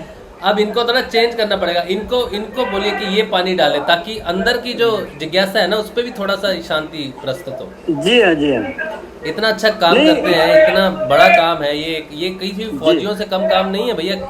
कहीं कोई नुकसान हो रहा है, कहीं किसी की जान माल की हानि हो रही है, आपको पहुंच के वहाँ पे काम करना है। आपको तो गुरुदेव ने काम ही बड़ा अच्छा दे रखा है। जी हाँ जी, जी हाँ जी। ये तो बड़ा ही सहायता, ये जो सर्विस है ना, ये सर्विस है, ये काम नहीं है, धंधा नहीं है, ये सर्विस है। जी हाँ। कहीं पे जाके नुकसान को बचाना, चाहे वो देश की धन हो, देश की व्यवस्था हो, या फिर किसी का जान माल हो, ये किसी फौजी से कम काम थोड़ी है। जी हाँ। तो इनको तो इस चीज में होना चाहिए कि गुरुदेव ने मुझे ऐसी जगह पे रखा है, ऐसे काम में है जो सर्विस भी हो रही है और काम भी चल रहा है। जी हाँ। ऐसी बातें इनको जरा बताते रहा करो बीच बीच में। जी जी जी जी महाराज जी। आप भी आप मुझे कहिए भैया, भाई, कुछ भी कहिए, लेकिन ये महाराज वाली बात मत कीजिए। लोग तो चाहते हैं कि मैं महाराज बन के बैठ जाऊं और उनको मिले तीर मारने के लिए मुझे।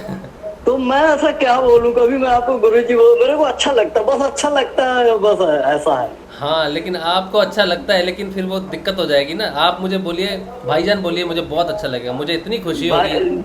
जी भाईजान जी। लेकिन बहुत खुशी पूरी होगी। दुनिया में गुरु तो एक ही है हमारे। हाँ, गुरुदेव एक ही है। जी ठीक ठीक है भाईजान, आपको मैं भाईजान कहूंगा, आप मुझे भाईजान कहेंगे, मुझे बहुत जी खुशी भाईजान। मिलेगी। जी भाईजान जी भाईजान, बहुत बहुत अच्छा आपसे बात करके मुझे बहुत अच्छा लगता है। ऐसा क्यों है? हाँ, आपसे बात करके मुझे बहुत अच्छा लगता है, बहुत अच्छा। एकदम अंदर से मेरे को एकदम स्फूर्ति टाइप किया जाती है, बहुत अच्छा लगता है। हाँ, क्योंकि मैं बहुत प्रेम से बात करता हूँ आपसे, हृदय से बात करता हूँ मैं। कोई जैसे कमल है वैसे ही आप मेरे भाई हैं। जी जी जी ठीक जी। चलिए, जय श्री गुरुदेव। जय श्री। चलिए, ये जय गुरुदेव कमल भाई। और जरा अपनी ड्यूटी चेंज करो, अभी गाड़ी छोड़ के ना थोड़ा पानी आग बुझाने वाला काम करो। करते हो कि नहीं करते हो? ना सिर्फ गाड़ी चला रहे हो। नहीं, मैं तो ड्राइवर हूँ, यही लोग आग बुझाते हैं सर। हाँ, तो थोड़ा कभी कभी तुम भी काम किया करो। ये आपका जो सर्विस है ना, ये बहुत अच्छी सर्विस है, देश हित की सर्विस है। ये कोई नौकरी नहीं है, ये कोई ऐसा पेशा नहीं है कि हम गए ऑफिस में फाइलें बटाई और पैसा लेके आए, वो बेकार है। लेकिन सर्विस बहुत बड़ी चीज होती है। जी सर जी। ठीक है, तो मात्र सेवा है एक तरह से, इसको भी आप प्राउड की तरह ही लो, गुरुदेव का आशीर्वाद लेके लो। और कोई बात नहीं, चेंज आएगा जब आना होगा। से अभी चेंज आएगा तो फिर वो सही समय नहीं होगा चेंज का। जी सर जी जी। सही समय पे चेंज आएगा। अपना काम करते रहना है, नाम जाप ध्यान करते रहना है, चाहे पत्ता भी ना हिले अंदर से, कोई बात नहीं। जी सर जी। गुरुदेव क्या कहते हैं कि कुंडलिनी जागृत हुई नहीं हुई उससे तुम्हें कुछ लेना देना नहीं है, तुम अपना काम करो, बस मुझे अपना करने दो। जी ठीक है, हम ऐसे नहीं जुड़े कमल, हम ऐसे नहीं जुड़े हुए बिना वजह। जी सर जी। ठीक है, ये जो सत्संग का टाइम है, अगर मैं बात कर रहा हूँ, ये गुरुदेव का दिया हुआ टाइम है, उसकी आज्ञा के बिना तो मैं बैठता नहीं। अगर उसने मुझे बिठाया है और आपसे मेरी बात हो रही है, तो इसका मतलब है हम कनेक्टेड है। तो जो मैं जिस पथ पे मैं चल रहा हूँ, उस पथ पे आप चल रहे हो, तो हम दोनों ही एक पथ पे हैं। तो फिर इसमें दिक्कत की कोई बात ही नहीं है। जी सर जी। हाँ, तो बिल्कुल कोई बात नहीं, सब ध्यान देगा। वो माता पिता बैठा है, वो ध्यान देगा, कोई चक्कर नहीं है। माँ बाप क्या है, बच्चों को पीटते हैं बहुत बुरी तरह से कई बार, बच्चा तो समझता नहीं, पिटाई हो जाती है ना बच्चों की। कभी खाई है पिटाई, खाई है माँ बाप से?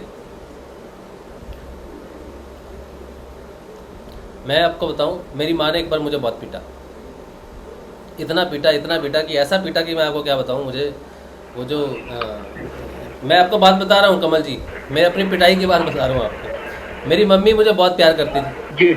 और मैं भी बहुत प्यार करता था उनसे। मेरे माँ बाप दोनों ही मुझे बहुत प्रेम करते थे, बहुत ज़्यादा। और मैं भी बहुत प्रेम करता हूँ, ऑब्वियसली माँ बाप से सभी प्रेम करते हैं। तो मेरी मम्मी ने एक बार मेरी पिटाई की। कैसे की पता है? वो जो मंजा होता है ना, चारपाई होती है, जो चारपाई का जो एक खूटा होता है, उससे मुझे बांध दिया। पहले तो बांधने के बाद लाल मिर्ची होती है ना, वो मेरे नाक में डाल दी। ठीक है। अरे बताइए। अब आप बताओ कि जी। ये कैसी सजा है भाई, ये कैसी पिटाई है। लेकिन उसके बाद जी मैंने पिटाई नहीं खाई माँ से, इसका अर्थ है कि उसके बाद मैंने वो हरकत नहीं की होगी। जी सर जी। तो कई बार क्या होता है, बच्चे की पिटाई हाई लेवल पे करनी पड़ती है, नहीं तो वो जिद छोड़ता नहीं। ठीक है। तो जी। लेकिन बात ये हुई कि उसके बाद मेरी सारी ज़रूरतें मेरे पिताजी पूरी करने लग गए, तो मुझे पासा मेरा पलट गया।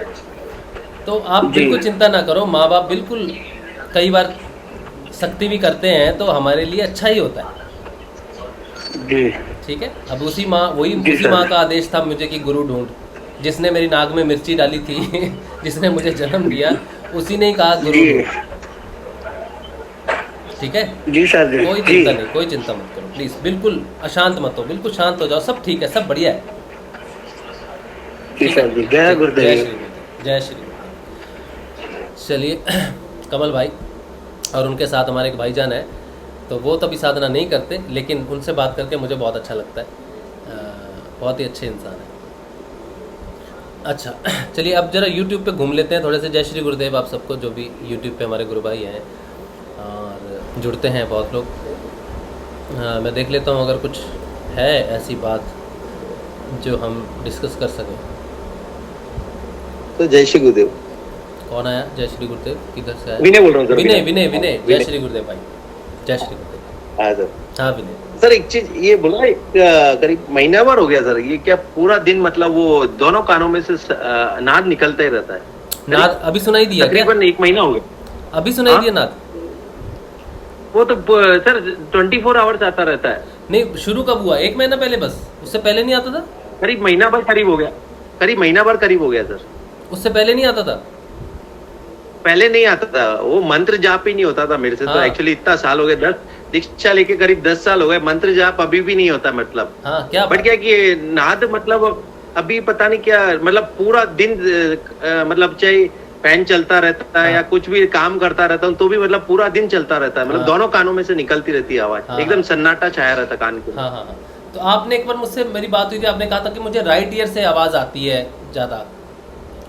हाँ राइट से, पहले राइट से ही आ रहा था स्टार्टिंग जब हुआ ना, राइट से ही मेरे को चालू हुआ था। 3 दिन राइट से हुआ था। हाँ। फिर उसके बाद में फिर अभी क्या दोनों कानों में सुनाई में आता है आवाज। रात को सोता हूँ, फिर रात को भी उठ जाता हूँ, फिर आवाज आती रहती है। हाँ। मतलब पूरा दिन भर मतलब चलती रहती है, कुछ ना काम करता रहता हूँ, मतलब आवाज आती रहती है, मतलब दोनों कानों में निकलती है आवाज। तो ये तो बहुत बढ़िया। फिर आप क्या कर रहे हो? नाद अनुसंधान कर रहे हो? सर होता ही नहीं है इधर, इतनी सारी मतलब क्या बोलूं परेशानियां रात को करो। इतनी है कि मतलब देखो रात को सोने के लिए तो कोई मना नहीं करता ना। नहीं रात को सोने का मना नहीं सोने से करते हैं, पहले सही बात। 15 मिनट, सिर्फ 15 मिनट। आपने सोचो 12 बजे हाँ। सोना है रात को, ठीक है? हाँ। आप अब जीवन में ये सोचो कि मैं सोने नहीं जा रहा, मुझे नाद सुनना ही है सोने से पहले। आप 5 सेकंड सुनो, 10 सेकंड सुनो, कोई फर्क नहीं पड़ता। आप उसकी तरफ बढ़ो बस। दिन में नहीं सुन सकते कोई दिक्कत नहीं, रात को सोने से पहले आपने उसको सुनना ही है, चाहे लेट के सुनो चाहे बैठ के सुनो, बस थोड़ी देर उसकी तरफ कदम बढ़ाओ बस, और कुछ नहीं करना। बाकी दिन में अगर नाम जप कर पा रहे हो नहीं कर पा रहे हो वो अलग समस्या है, ठीक है? अब अगर नाद सुनना शुरू हो गया है तो आपने नाद की तरफ बढ़ना है। वो नाद जो सुपर कॉन्शियस जो है ना, जो परमात्मा है जिससे सब सृष्टि की रचना हुई है, वो आपसे अब आप वहां पर पहुंच गए हो जहां तक वो पहुंचता है, जहां तक गुरु आदमी को उठाता है कि ले अब कनेक्शन हो गया, अब ये उठाएगा तुझे ऊपर, अब मैं ही वो नाद हूं, मैं ही वो मंत्र जाप हूं, वो गुरु ही है। अब उस नाद को सोने से पहले समय दे दो, कितना देना चाहते हो। सोने से पहले, बस सोने से पहले चलो थोड़ी देर नाद सुन ले, तो बाकी काम वो 15 में लेके जाता है, 15 मिनट बाद उठा देगा, फिर से सुनो, फिर से सो जाओ। रात को 2 बजे उठाए, थोड़ी देर के लिए उठो, बाथरूम करने गए तो बाथरूम में 2 मिनट बैठ जाओ या फिर जो भी है खड़े हो जाओ, बस सुन लो उसको थोड़ी देर, आगे लेटने से पहले सुन लो। रात को सूर्य ढलने के बाद से सूर्य उगने तक 1 मिनट।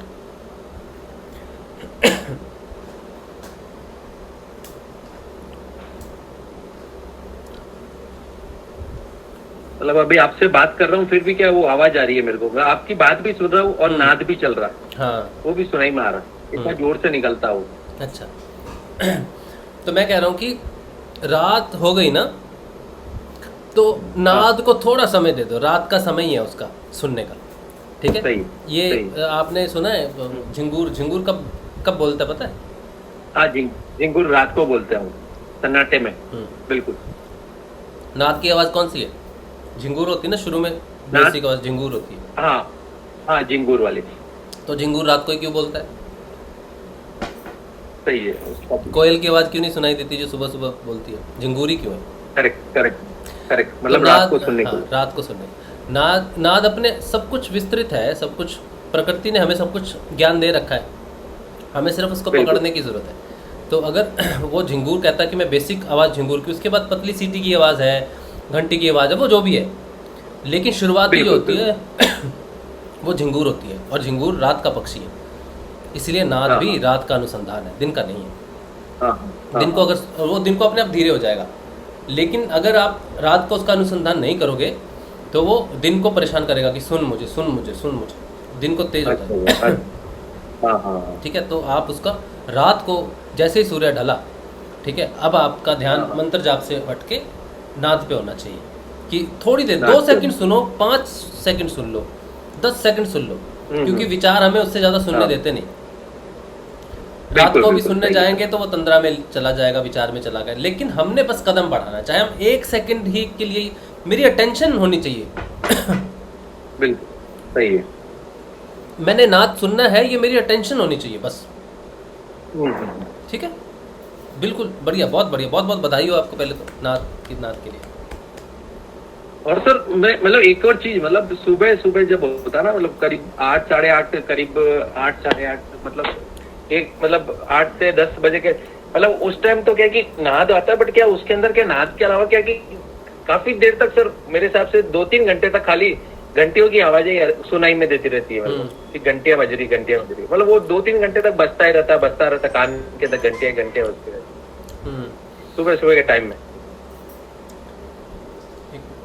मालूम नहीं वो मतलब वो ऐसा मेरे को वहम है या क्या मालूम नहीं, वो आवाज घंटियों की, मतलब घंटियों की भी आवाज आती है, तक सुनाई में देती है।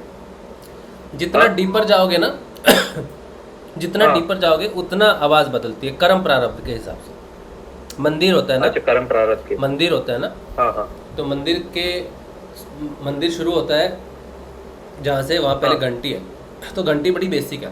फिर थोड़ा आगे जाओगे तो प्रांगण में उसका कीर्तन वगैरह चलता है, तो कीर्तन की आवाज़, वो सारी आवाज़ें सुनती है। थोड़ा और आगे जाओगे तो बांसुरी वगैरह की आवाज़ सुनाई देती है। फिर और आगे जाओगे तो बादल गर्जन की आवाज़, जिससे वो सृष्टि की रचना हुई है पूरी। तो पूरा मंदिर के हिसाब से अगर आप देखो तो नाद को आप कैटेगराइज भी कर सकते हो कि कैसे, कहाँ है वो बैठा, सृष्टिकर्ता जहाँ बैठा है, मंदिर में जहाँ बैठा होता है वो, ठीक है, वहाँ तक जाने के लिए क्या क्या साधन है। झिंगूर तो सिर्फ अभी तो बाहर की आवाज़ है, झिंगूर मंदिर में एंट्री होगी, घंटी सुनाई देने लग जाएगी, सीटी सुनाई देने लग जाएगी। फिर वो कीर्तन के मंजीरे, झांझ मंजीरे जो भी होते हैं, वो 5-6 तरह की आवाज़ आती है। कोई कहता है मुझे बेल सुनाई देती है, झिंगूर सुनाई देता है, मुझे सीटी सुनाई देती है, मुझे और भी डमरू सुनाई देता है।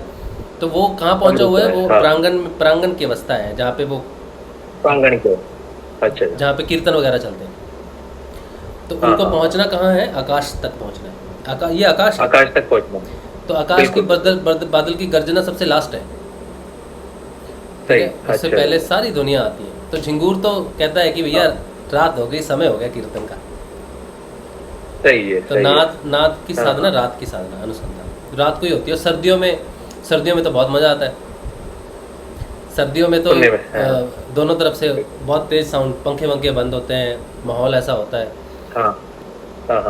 ठीक है, तो अभी तो बारिशों का समय है, तो अभी भी अच्छा समय है सुनने का, पंखे बंद रहते हैं। तो फैन के अंदर भी सर वही मतलब चलती रहती है, मतलब वो फैन चलेगा चाहे कुछ भी चलेगा, मतलब साउंड 24 घंटे 24 आवर्स दोनों कान में से निकलता रहता है। आप ध्यान नहीं दोगे तो वो आपको बुलडोजर की आवाज में भी सुनाई देगा।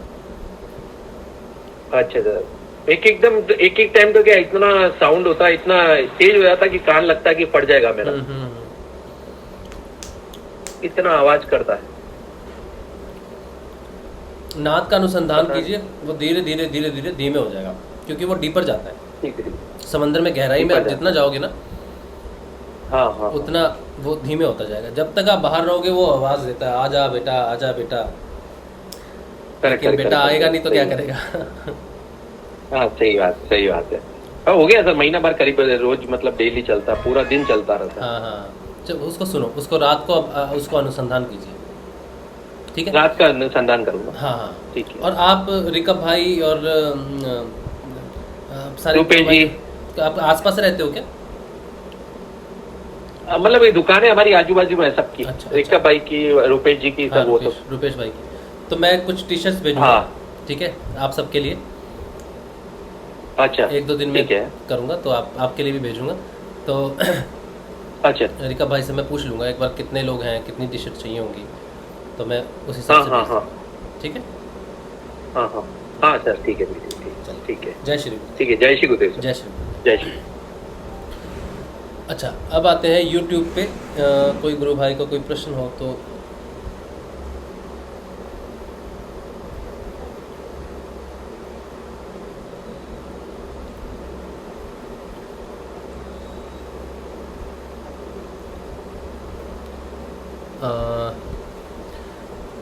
लीलाम सिंह उपवंशी ये कह रहे हैं 3 साल से गुरु मंत्र चांटिंग कर रहा हूँ, लेकिन बदलाव नहीं आया है, ना परेशानी कम नहीं हो रही है। ये प्रश्न पे लीलाम सिंह जी तो आज पूरा सेशन ही इसी बात पे था कि साधना से सब बदलाव आते तो हैं, लेकिन हमारा दृष्टिकोण जो है, ये साधना और ये हम साधना को देते हैं, बदलाव नहीं आ रहा। एक तो ये दृष्टिकोण है, एक हम साधना की तरफ आ जाएं और हम अपने आप को देखें। तो जो 3 साल का जो दृष्टिकोण है, आप उसको शिफ्ट करके देखिए। पहले साधना लग रही थी कि मैं साधना कर रहा हूँ, लेकिन मुझ में चेंज नहीं आ रहा। अब आप साधना के पलड़े में जाइए। पहले इधर से वॉलीबॉल खेल रहे थे, साधना उस तरफ थी, अब आप साधना की तरफ चले जाइए और अपने साथ खेलिए। इसका अर्थ है कि साधना को चलते रहने देने चाहिए जैसे चल रही है, अपना को देखिए कि आप कैसा खेल रहे हो। आप रेगुलर ध्यान कर रहे हो, रेगुलर किया, नियमित ध्यान है। उसके बाद ध्यान जब कर रहे हैं, तो जब मेरा कहने का अर्थ है स्वाध्याय, साधना की तरफ से हम अपना अध्ययन करें। अभी तक हमने साधना का अध्ययन किया कि मैं तो कर रहा हूँ, मैं तो इधर से सर्विस कर रहा हूँ, उधर से वो चल रहा है। अब साधना की तरफ आ जाइए। साधना से कोई क्वेश्चन नहीं, साधना अपने आप में परफेक्ट है, बिल्कुल सही है। जो दी हुई है साधना गुरुदेव की, लाखों शिष्यों को दी हुई है, वो परफेक्ट है। उसमें कोई नुक्ताचीनी नहीं हो सकती, उसमें कोई दोष नहीं निकाल सकते हम कि मैं कर रहा हूँ तो हो क्यों नहीं रहा। कोई दोष नहीं निकाल सकते, वो दोष मुक्त है।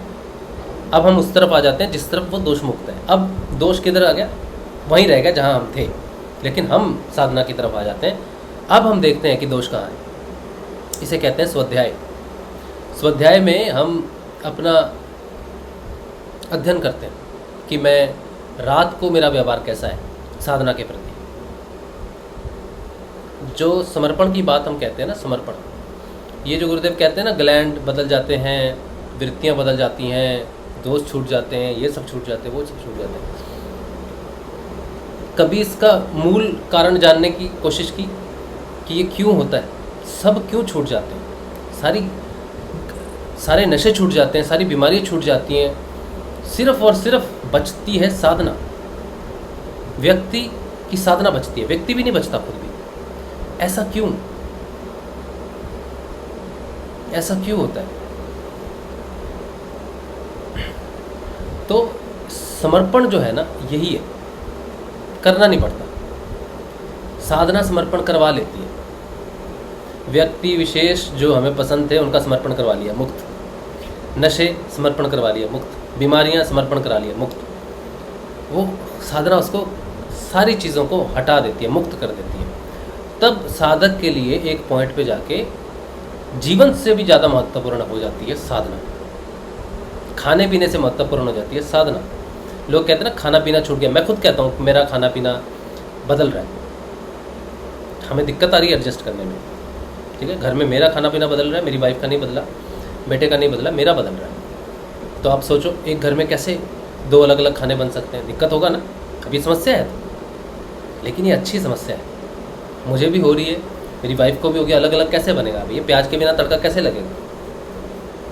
हम तो हमारे कलकत्ता में तो बिना मछली के और बिना चिकन के तो सर्वाइव करना मुश्किल है, कैसे होगा?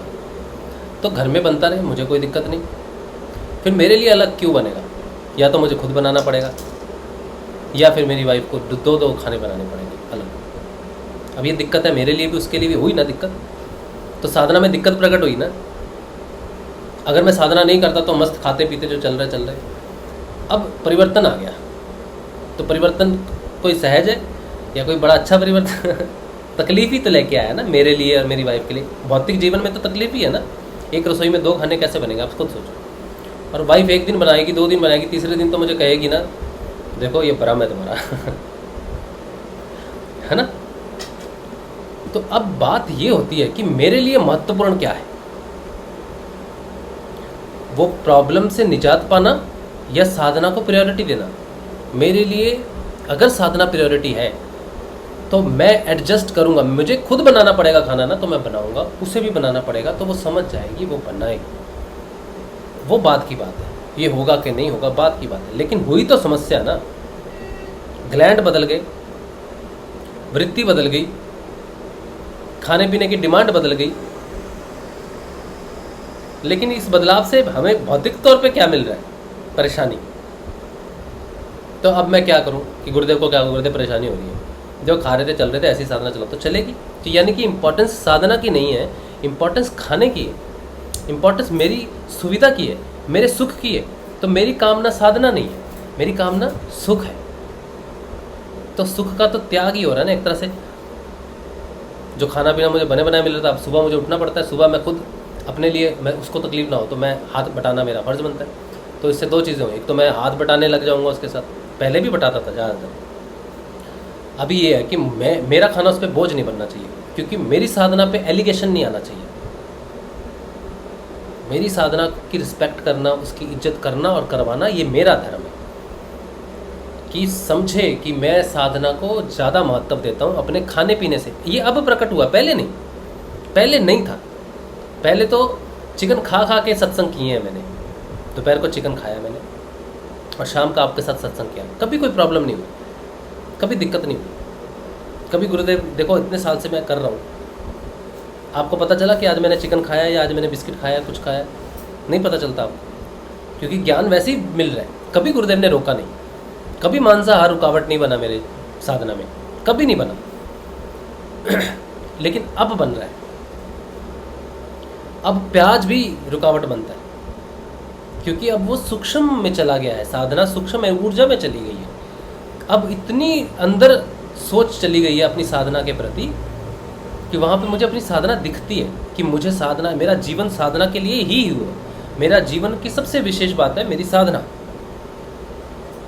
लेकिन अगर ये लगे कि मैं पूरी साधना कर रहा हूँ तो ये भी सत्य नहीं है। अभी भी बहुत सारी चीज़ें हैं जो सूक्ष्म रूप से, अहंकार तो डेफिनेटली पता नहीं कहाँ छुप के बैठा होगा, कहाँ से निकलेगा, कब निकलेगा, कोई नहीं जानता।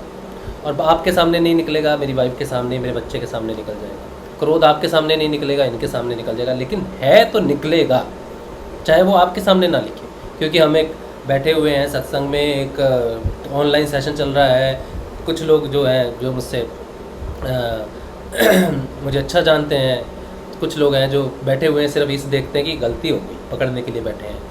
तो वो चीज़ जो है ना, वो एक फ्रेज़ जो है ना, काफ़ी हद तक वो छुप जाती हैं, वो चीज़ें नहीं आती सामने। हालांकि मैं ऐसा व्यक्ति नहीं हूँ, मैं तो चैट पढ़ता हूँ तो मैं वैसे ही रिएक्शन करता हूँ, तो मुझे साथ साथ ही आप बोल भी देते हो।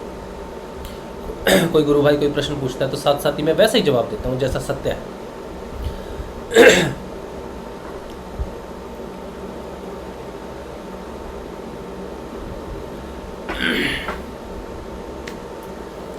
तो ये क्या बोल रहे थे हम, क्या कर रहे थे?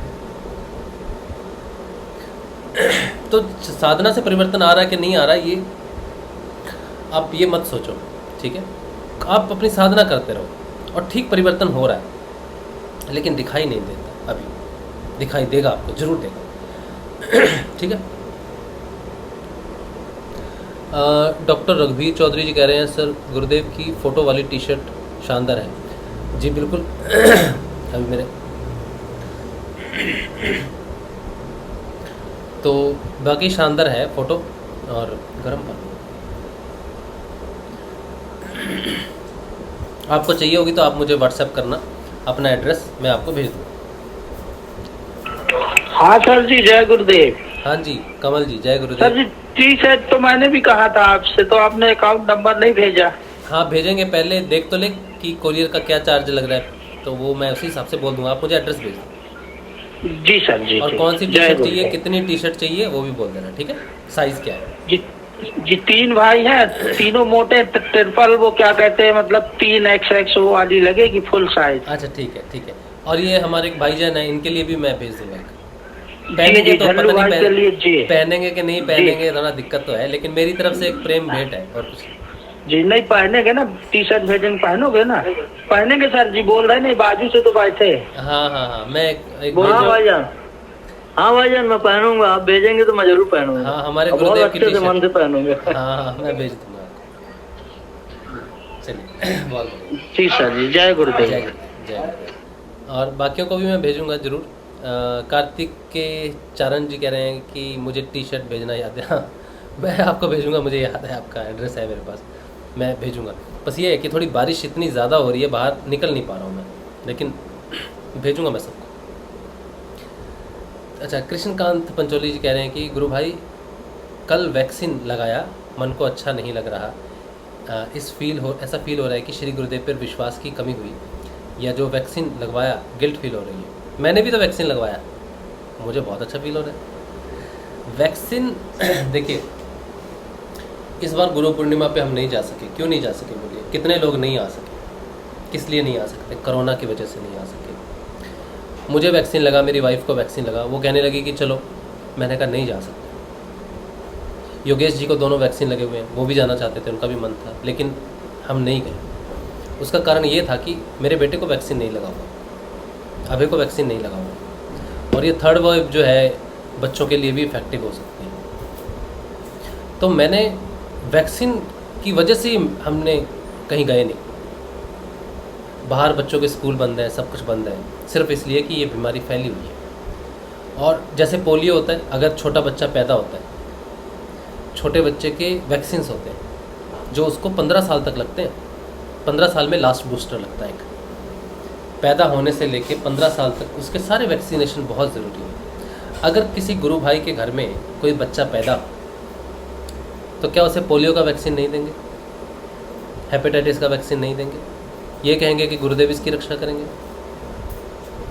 अगर आप ऐसा करोगे पंचोली साहब, तो ये गिल्ट बिल्कुल सही है, फिर तो आपने गलती कर दी लगवा के। लेकिन अगर आपको लगता है कि एक नवजात शिशु को सारे वैक्सीन लगने चाहिए, चाहे वो गुरुदेव का शिष्य ही क्यों ना हो, तो आपको भी वैक्सीन लगना ही चाहिए, कोई गिल्ट होनी नहीं चाहिए।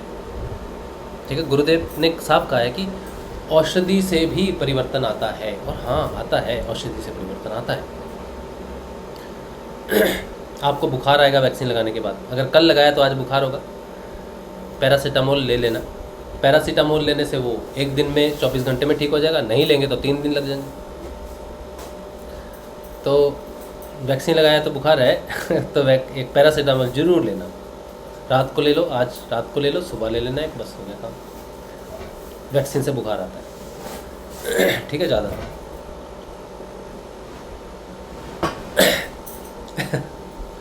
अब देखो मैं बैठा हूँ यहाँ पे, खांस रहा हूँ और मेरे को गले में ठंड लग रही है क्योंकि बाहर बहुत ठंड है। तो हम सेशन एक साथ करते हैं सारे मिलके। इधर से जो मुझे सारी सहायता प्राप्त होती है, अभी मेरे को चटाई प्राप्त हुई है पैरों के नीचे तो हम सब मिलके ही चल रहे हैं। ठीक है, तो ये बहुत अच्छी आपने प्रश्न पूछा कृष्णकांत जी, जो वैक्सीन के ऊपर है। कई गुरु भाई जो हैं वो ये सोचते हैं कि वैक्सीन लगाने से गुरुदेव के ऊपर विश्वास कम हो जाएगा। विश्वास बढ़ना चाहिए। पूरा सेशन इसी चीज़ पे था कि साधना को अपना चलता रहने दो, हमारे भौतिक जीवन में जो चीज़ें आ रही हैं वो चलनी चाहिए। गुरुदेव तो कहते हैं कि गंगाईनाथ जी मेरे गुरुदेव, वो तो हवा से ही सब खाना पीना ले लेते थे, उनको खाने पीने की ज़रूरत ही नहीं पड़ती थी। लेकिन हम तो उस स्थिति में नहीं हैं। और आज देखो ना, आज गुरुदेव श्री दादा गुरुदेव की चरण पादुका की फ़ोटो जो है वो आई, भावना जी ने शेयर की, और वो जामसर में रहते हैं, मीराई नाथ जी के बेटे, उन्होंने शेयर की वो ऑडियो क्लिप और एक बाबा श्री गंगाई नाथ जी की चरण पादुका। पहले तो मैंने सोची कि उसके साथ चश्मा है और वो जो जूती है वो दादा गुरुदेव की है, क्योंकि गुरुदेव वही वैसे ही चश्मा पहनते थे और वही जूती पहनते थे। बाद में जब मैंने ऑडियो सुनी तब उसके बाद पता चला कि वो गुरुदेव, दादा गुरुदेव की चरण पादुका है, चश्मा भी दादा गुरुदेव का है। दादा गुरुदेव को भी चश्मा लगा था यानी कि, तो क्या हमारी इज्जत कम हो जाएगी दादा गुरुदेव के लिए? अरे दादा गुरुदेव को चश्मा था, तो इससे तो दादा गुरुदेव को तो गिल्ट फील नहीं होना चाहिए यार, इनको पता चल गया मैं चश्मा लगाता था, पहले तो पता नहीं था, आज पता चल गया इनको, तो क्या दादा गुरुदेव को गिल्ट फील होगी कि यार बच्चे क्या सोचेंगे? गुरुदेव को अक्सर ताना ये मारा जाता है। एक बार मैं ऑफिस में बैठा था, तो मेरे साथ का जो मेरा कलीग है, बिल्कुल हम एक ही कैबिन में बैठते थे, मतलब कैबिन मतलब एक ही स्क्वायर में बैठते थे, तो मैंने उन्हें कहा कि ये मेरे गुरुदेव है, ऐसा ऐसा मैंने सारा बताया उसको, ये सारी चीज़ें। उसने कुछ नोट नहीं किया, उसने कहा कि दादा तो निजे चश्मा पड़े अच्छे, मतलब दादा मैंने गुरुदेव को देख के उन्होंने कहा कि ये तो खुद ही चश्मा पहन के बैठे हैं, ये तो तेरे को क्या ठीक करेंगे? तो सब दिखाने के बाद, सब बताने के बाद उन्हें चश्मा दिखाई दिया। तो अब क्या गुरुदेव कहते हैं यार चश्मा देख लिया तो कोई मुझे गुरु नहीं मानेगा, मैं हटा लेता हूँ इसको, और चाहे धुंधला ही दिखे मुझे। सत्य आना ही चाहिए सामने। गुरुदेव साक्षात ईश्वर, हम उन्हें परमात्मा मानते भी हैं और वो हैं भी, हमारे मानने से कोई फर्क नहीं पड़ता, लेकिन परमात्मा चश्मा लगा के बैठा है आपके सामने, वो जो कहता है सारी बीमारियां ठीक हो जाएंगी, आप मोक्ष तक पहुंचोगे, जो परिवर्तन मुझ में है वो आप में आ जाएगा। तो गुरुदेव चश्मा भी मुझे लग जाएगा, ये भी सोच सकते हैं ना। अगर गुरुदेव ये सोचे कि मेरे शिष्यों ने मेरा चश्मा देख के क्या सोचेंगे, और मैं कह रहा हूँ कि सारी बीमारियां ठीक होंगी, सारा परिवर्तन होगा, और मैं चश्मा लगा के बैठा हूँ, तो मेरे शिष्य क्या सोचेंगे? तो आप अगर सोचोगे कि आपने वैक्सीन लगा लिया और दूसरे आदमी को बताओगे कि मैंने वैक्सीन लगाया लेकिन मैं सिद्धयोग करता हूँ, तो इससे या तो सिद्धयोग नीचे हो जाएगा या गुरुदेव नीचे हो जाएंगे, नहीं होंगे, क्योंकि गुरुदेव ने साफ ही कह दिया है कि गुरु शरीर है ही नहीं, ये तो अंदर की यात्रा है। इसीलिए आज का पूरा सेशन यही है कि जो बाहर हमें दिख रहा है ना भौतिक जीवन में, उसके बेस पे हम अपनी साधना को नंबर नहीं दे सकते, साधना का आंकलन नहीं कर सकते, क्योंकि मेरा फिजिक ऐसा है या मेरी बीमारियां ऐसी हैं या मुझे ऐसा फील हो रहा है इसलिए मेरी साधना में गड़बड़ है। साधना बिल्कुल वैसी ही है जैसे शुद्ध पानी, उसमें कोई खोट नहीं है, कोई खोट नहीं है। मेरे लिए जैसी है वैसी ही आपके लिए, वैसी दूसरे के लिए, वैसी 100 साल बाद जो लोग आएंगे, 1000 साल बाद जो लोग आएंगे, उनके लिए भी वो वैसी ही रहेगी, क्योंकि पूर्ण है, पूर्ण थी और पूर्ण रहेगी हमेशा। पूर्ण में से पूर्ण नहीं निकलता है, पूर्ण नहीं ऐड होता है, उसमें कोई फर्क नहीं पड़ता, वो बिल्कुल चेतन सत्य साधना है, उसमें कुछ भी हेर बदल नहीं हो सकता, कोई नहीं कर सकता उसमें हेर बदल। तो साधना का कोई भी दोष नहीं है। अगर परिवर्तन नहीं आ रहा, सिर्फ पलड़ा चेंज करने की बात है कि अब मैं साधना की तरफ आ गया हूँ कि साधना को मैंने कोई दोष नहीं देना, मैंने सिर्फ अपना स्वाध्याय करना है बस। और जो जीवन में अनिवार्य है, खाना लगेगी, भूख लगी है तो मुझे खाना ही पड़ेगा। अगर मेरी वृत्ति मुझे जो मांग रही है मुझे वही खाना पड़ेगा, मुझे ज़बरदस्ती नहीं रोकना है। लोग कहते हैं कि तुम चिकन मटन खाते हो, बहुतों ने मुझे ताने दिए, मैं बार बार ये कहता हूँ कि मैंने नहीं छोड़ा, मैं तो और दबा के खा रहा, मैं तो सत्संग भी चिकन खा के किया। मैं आज क्या, सबको पता है मैं खाता हूँ और चिकन खा के मैंने सत्संग किया, लेकिन गुरुदेव ने कभी भी प्रश्नों का हल ना मिला हो, ऐसा कभी नहीं हुआ, आज तक कभी भी नहीं हुआ। अपने आप ही सारे प्रश्न अपने आप होते हैं, कभी नहीं रोका गुरुदेव ने मुझे। खाना खाते समय मैंने सत्संग किया हुआ है, आप तो देखते ही हो, खाना खाते खाते मैं करता हूँ। तो सिर्फ ये बात है कि साधना अपनी जगह चलती रहे, शरीर जो मांग रहा है, जो डिमांड है उसकी, वो आपको देनी ही पड़ेगी, उसको हम रोक नहीं सकते ज़बरदस्त। अगर मुझे बहुत जोर प्यास लगी है या फिर बहुत जोर ठंड लगी है, मैं चाय पीना चाहता हूँ, बिस्किट खाना चाहता हूँ, और मैं कहूँ नहीं पहले सेशन हो जाए, तो सेशन तो 9 बजे तक भी चलता है, और 6 से 9 बजे के बीच में ज़रूरी होती है आदमी को थोड़ी सी चीज़ मिलनी चाहिए, जानी चाहिए। अगर मैं ये बैठा रहूँ तो हो सकता है कोई डेफिशिएंसी क्रिएट हो जाए या कुछ भी हो जाए। साधना अपनी जगह चलती रहेगी, सब चीज़ें अपनी जगह चलती रहेगी। सत्य के साथ धारण करना सही साधना होगी। और देखो साधना सत्य की धारणा कर लो चाहे तो साधना सत्य की धारणा है कि सत्य धारण कर ले बस हम किसी भी हिसाब से, ठीक है। वैसे मुझे खुद लगता है कि कई बार मैं कुछ ज़्यादा ही बड़बड़ करता हूँ।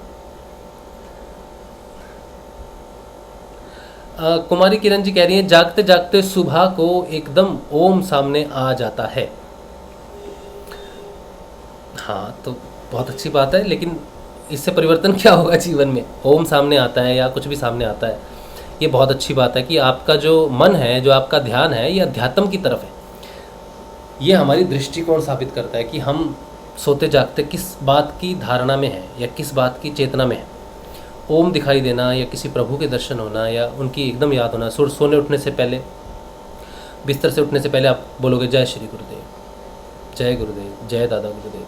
तो आपको पता है कि सोने उठने के बाद इमीडिएटली जब आप कॉन्शियस में आते हो, चेतना में आते हो, तो आपको सबसे पहले कौन याद आता है?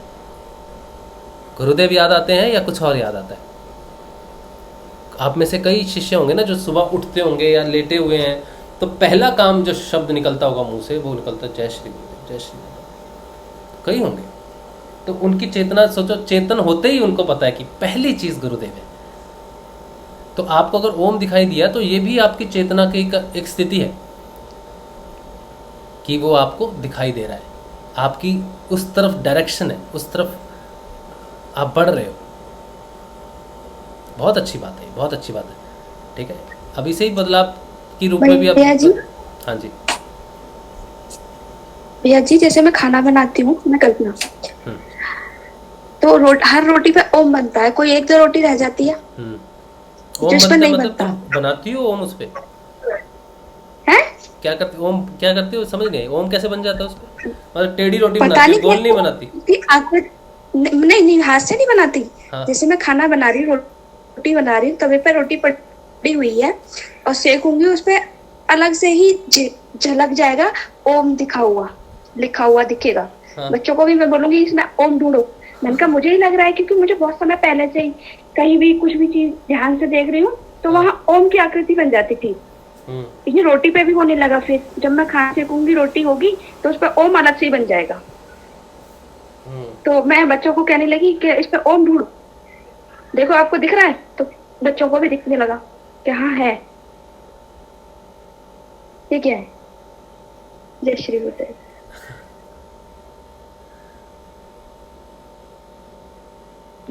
तुम्हें देखा कभी रोटी बनाते समय ढूंढना? एक गुरु भाई है खैरनार, भालचंद्रा खैरनार, उन्होंने एक बार मुझे तस्वीर भेजी, साधना कर रहे हैं, तस्वीर भेजी, तो उनकी जो छाती है ना, छाती पे जो पुरुषों के जो बाल होते हैं ना यहाँ पर, उसमें ओम बना हुआ है अपने आप। उन्होंने मुझे फोटो भेजी और मैंने वो देखा भी कि बिल्कुल ओम बना हुआ है, ठीक है। उन्होंने मुझे वो बात भेजी थी कि जब हम ये साधना कर रहे हैं ना, तो जो शरीर का जो रोम रोम है ना, उसमें वो शब्द गूंज रहा है, उसमें वो शब्द प्रस्तुत होता है, ठीक है। तो मैं वो फोटो देख के थोड़ा सा हैरान भी हुआ, क्योंकि मैं उस तरह की धारणा का व्यक्ति नहीं हूँ कि ये सारी चीज़ों में विश्वास करूँ या कुछ भी करूँ। लेकिन जब सामने मैंने देखा कि यार ये तो कोई बना नहीं सकता है, ये कोई बना नहीं सकता, ये तो साक्षात, ये तो बना हुआ है धारणा के बाद। और वो वैसे व्यक्ति है नहीं कि वो खुद बना के भेजे मुझे उल्लू बनाने के लिए कि देख क्या है, ऐसे व्यक्ति तो वह है नहीं, ये मैं अच्छी तरह से जानता हूँ। तो उस दिन से मुझे ये पता थी कि हमारे अंग अंग में साधना है, हर जगह साधना है। आपको अगर आज रोटी में दिख रहा है वो, तो ये भी साधना का इफेक्ट है, लेकिन इसको ज़्यादा सीरियसली नहीं लेना है, ठीक है। लेकिन हाँ, इफ़ेक्ट तो साधना के पड़ते हैं ऐसी चीज़ों पे हमें। जैसे इन्होंने कहा ना, मुझे सुबह सुबह ओम दिखाई देता है, अब आपको वो चीज़ रोटी में दिखती है। खैरनार भाई के जो शरीर है उसमें वो स्पंदन हो रहा है, उस तरह से स्पंदन हो रहा है, वहाँ हृदय में स्पंदन हो रहा है, इसलिए वो वहाँ पर वो आकृति बन गई है। वो एक्चुअली वो रोंगटे नहीं है जिनकी वजह से वो ओम बना, एक्चुअली वहाँ स्पंदन हो रहा है ओम का। तो जहाँ जहाँ स्पंदन हो रहा है, वहाँ ऊपर जो केश हैं, वो केश उस दिशा में आ गए हैं। तो ऐसा लगता है कि वो केश ने ओम बना दिया, लेकिन नहीं, वो हृदय के अंदर का स्पंदन है, वो बॉडी का स्पंदन है। जो बाहर वहाँ पे उस चीज़ को वैसे उसने डिज़ाइन कर दिया। जैसे लहरें उठती हैं तो लहरें समंदर के ऊपर में दिखाई देती हैं, लेकिन उठती तो अंदर से हैं, ऊपर तो नहीं बन जाती अपने आप, अंदर घटना घटी है तभी तो लहरें बनी हैं। तो अगर आपको ये चीज़ें दिखती हैं कुछ भी हैं तो इसका अर्थ ये है कि स्पंदन हृदय के अंदर है और वो स्पंदन हमें बाहर दिखाई दे रहा है। आपको रोटी में दिखाई दे रहा है, उनको अपने शरीर पे दिखाई दिया, मुझे भी दिखाई दिया, और रोटी में होगा जरूर, सारी रोटी में ना हो, किसी किसी में तो दिख ही जाएगा। और गुरु बहन को उठते समय रात को बोलती हैं, किरण कुमारी जी हैं, बोलती हैं कि मुझे ओम दिखता है, सुबह सुबह एकदम ओम सामने आ जाता है। तो ये स्पंदन है, हमारे सूक्ष्म स्पंदन है, जिसकी वजह से हमें ऐसी अनुभूतियाँ होती हैं। ठीक है, अच्छा, फिर घंटी दिखाई देती है तो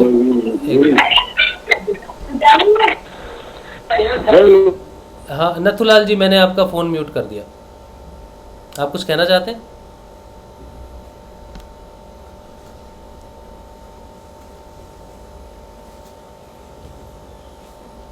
आप अपना फ़ोन अनम्यूट कीजिए नथुलाल जी, अगर कुछ कहना चाहते हैं तो फ़ोन अनम्यूट कीजिए, मैंने म्यूट कर दिया। अच्छा, तब तक हम दूसरा प्रश्न देखते हैं। कुमारी किरण जी कह रही हैं, फिर भाई जी मेरा ध्यान अभी 8 से 10 दिनों नहीं लग रहा। कोई बात नहीं, कोई बात नहीं, 15 दिन भी नहीं लगे तो कोई दिक्कत नहीं। कई बार क्या होता है कि स्पीड ब्रेकर आते हैं और कई दिनों तक ध्यान नहीं लगता, उसके बाद जो घमासान ध्यान लगता है बड़ा आनंद आता है। कोई चिंता का विषय नहीं ध्यान लग रहा कोई नहीं, आप बैठो बस ध्यान के लिए, कोई भूल नहीं हो रही, बिल्कुल बिल्कुल कुछ भूल नहीं हो रही, ये होता है। राकेश कुमार चौधरी जी कह रहे हैं, गुरु भाई ए जपा जाप किससे लिंक होता है, आत्मा से या मन से? ए जपा जाप जो है ये मन से लिंक्ड है, सब कुछ ही लिंक्ड है। जैसे हमारा शरीर है ये आत्मा से लिंक्ड ही है, सब कुछ इंटरलिंक्ड है। लेकिन जो ए जपा जाप है वो मन की अवस्था है, मन की अवस्था है। मन को एक काम पे लगा दिया साइकिल, क्योंकि मन बंदर की तरह होता है, मन बहुत भटकता है, और जब तक मन की धारणा नहीं होती, अब कल एक सेशन था, मैं इस पर थोड़ा सा बात करना चाहता हूँ, ये कि मन की अवस्था है, जब मन की अंदर से अवस्था होती है, जब वो अंदर से कुछ होता है हमें बाद में पता चलता है, तो वो होती है इच्छा। कहते हैं मेरे मन में ये इच्छा आई है भैया आज सरसों का साग खाएंगे, तो ये अंदर से प्रकट हुई, मन को बताया गया इच्छा, ये वृत्त है। तो जो भी अंदर से मन धारणा करता है वो चित्त की वजह से करता है, चित्त सप्लाई देता है, चल भाई मन इस धारणा में बैठ जा, तो मन बेचारा वही घूमता रहता है बंदर की तरह, जो चित्त उसको घुमाता है कर्मों के आधार पर वो घूमता रहता है, ग्लैंड्स के आधार पर डिमांड करता रहता है, और हम उसकी डिमांड पूरी करते रहते हैं। तो मन क्या है, एक विंडो है जिसके पीछे पूरा शरीर है, चित्त है, जो सारी डिमांड उसके अधीन ही पूरी होती है। मन कस्टमर एग्जीक्यूटिव है और हम कस्टमर है, समझ लो। तो हमारी सारी डिमांड जो उसने पूरी करवानी होती है वो मन कहता है कि मन कहता है ये कर वो कर ये कर वो कर, ये करना, ये फॉर्म भर दे, ये फॉर्म भर दे, ये फॉर्म भर दे, ये कर दे, ये चाहिए, ये डॉक्यूमेंट नहीं है। तो मन जो है, मन के पीछे में असली कौन है पीछे बैठे हुए? हम उसको एग्जीक्यूटिव को कहेंगे ना, क्या ये तुमने लगा रखा है धंधा, ये लो वो लो, ये फॉर्म ला के दो, वो फॉर्म ला के दो, क्या ये सब? हम यहाँ कुछ काम के लिए आए हैं और आप हमें ये सारी चीज़ें दे रहे हो। एक नंबर चेंज कराना है, 10 फॉर्म आपको चाहिए, तो बोलता भाई मेरा नहीं, पीछे यही कानून है, यही चलता आ रहा है, आपको देना है तो आपका काम होगा, नहीं तो नहीं होगा। तो मन क्या है? मन एक कस्टमर एग्जीक्यूटिव है, किसका? चित्त का है, और ग्लैंड ये शरीर सारा उसके अधीन है। मन सिर्फ बाहर दिखता है और हम मन को ही मारते हैं। मन को दे गुस्से पे गुस्सा, नहीं देना तुझे, आज तेरी इच्छा कर रही है नहीं देंगे तुझे। कस्टमर एग्जीक्यूटिव को पीट रहे हैं, पकड़ के मन को पीट रहे हैं, मन को मार रहे हैं, और मन मरता नहीं, और फिर उठ के बैठ जाता है। फिर उसने कहना भाई 4 फॉर्म लगेंगे, लेके आओ, बर्थ सर्टिफिकेट लेके आओ, फिर पीटो उसको, फिर वो बैठ जाएगा, आधार कार्ड लेके आओ, पैन कार्ड लेके आओ। तो मन को मारने से कोई फर्क नहीं पड़ता, वो बेचारा। तो हम कहते हैं अच्छा चल ठीक है बेटा, अब मन जो है, अब तू तो हमसे नहीं सुनेगा, चित्त से बड़ा कुछ देना पड़ेगा तेरे को, जिसकी तू बात मान रहा है ना, उससे भी बड़ा आदेश लाना पड़ेगा। तो कौन आता है? गुरु आते हैं, और गुरु कहता है बेटा एक काम कर, इसको जो फॉर्म वॉर्म देने तो देता रहे, इसको आधार कार्ड चाहिए दे दे, इसको पैन कार्ड चाहिए, सब देता रहे। इसको साथ में ना ये दे दे, ये नाम जाप दे दे, नाम दे दे। इसको बोल ये इसके साथ नाम जाप अटैच कर दे एक फॉर्म नाम जाप का लगा दे, और ये सारा फॉर्म देखते देखते तो नाम वाला फॉर्म भी तो पड़ेगा ना। बस इसने जैसे ही पढ़ना है इसको बार बार देते रहना। जितनी बार ये कुछ भी मांगेगा ना, चिकन चाहिए नाम जाप दे दे साथ में। लेटरिन जाना है नाम जाप, बाथरूम जाना है नाम जाप, उठना है नाम जाप। हर डिमांड के साथ तूने एक एक्स्ट्रा फॉर्म लगा देना है नाम जाप का। करते फिरते चलते फिरते जो मांग रहा है देता जा, रोकना नहीं, ना इसको पीटना ना इसको मारना, इसको जागृत रख बेटा। लेकिन हर डिमांड के साथ तुझे सप्लाई करनी है एक्स्ट्रा चीज, वो है नाम जाप अब वो बार बार नाम जाप उसको मिलता है हर डिमांड पे। तो अब मन को क्या है, मन को ये मन सोचता है यार अच्छा मन उस चक्कर में पड़ जाता है। वो जो वृत्त होते हैं बार बार डिमांड करते हैं ना, वो उसका काम है वृत्त को पेश करना, वृत्त के अधीन रहना। मन का काम है वृत्त के अधीन रहना, हर चीज़ बार बार। तो नाम जाप भी बार बार मिलता रहता है और वो भी वृत्त बन जाता है उसके लिए। तो मन अंदर उस वृत्त को धारण कर लेता है,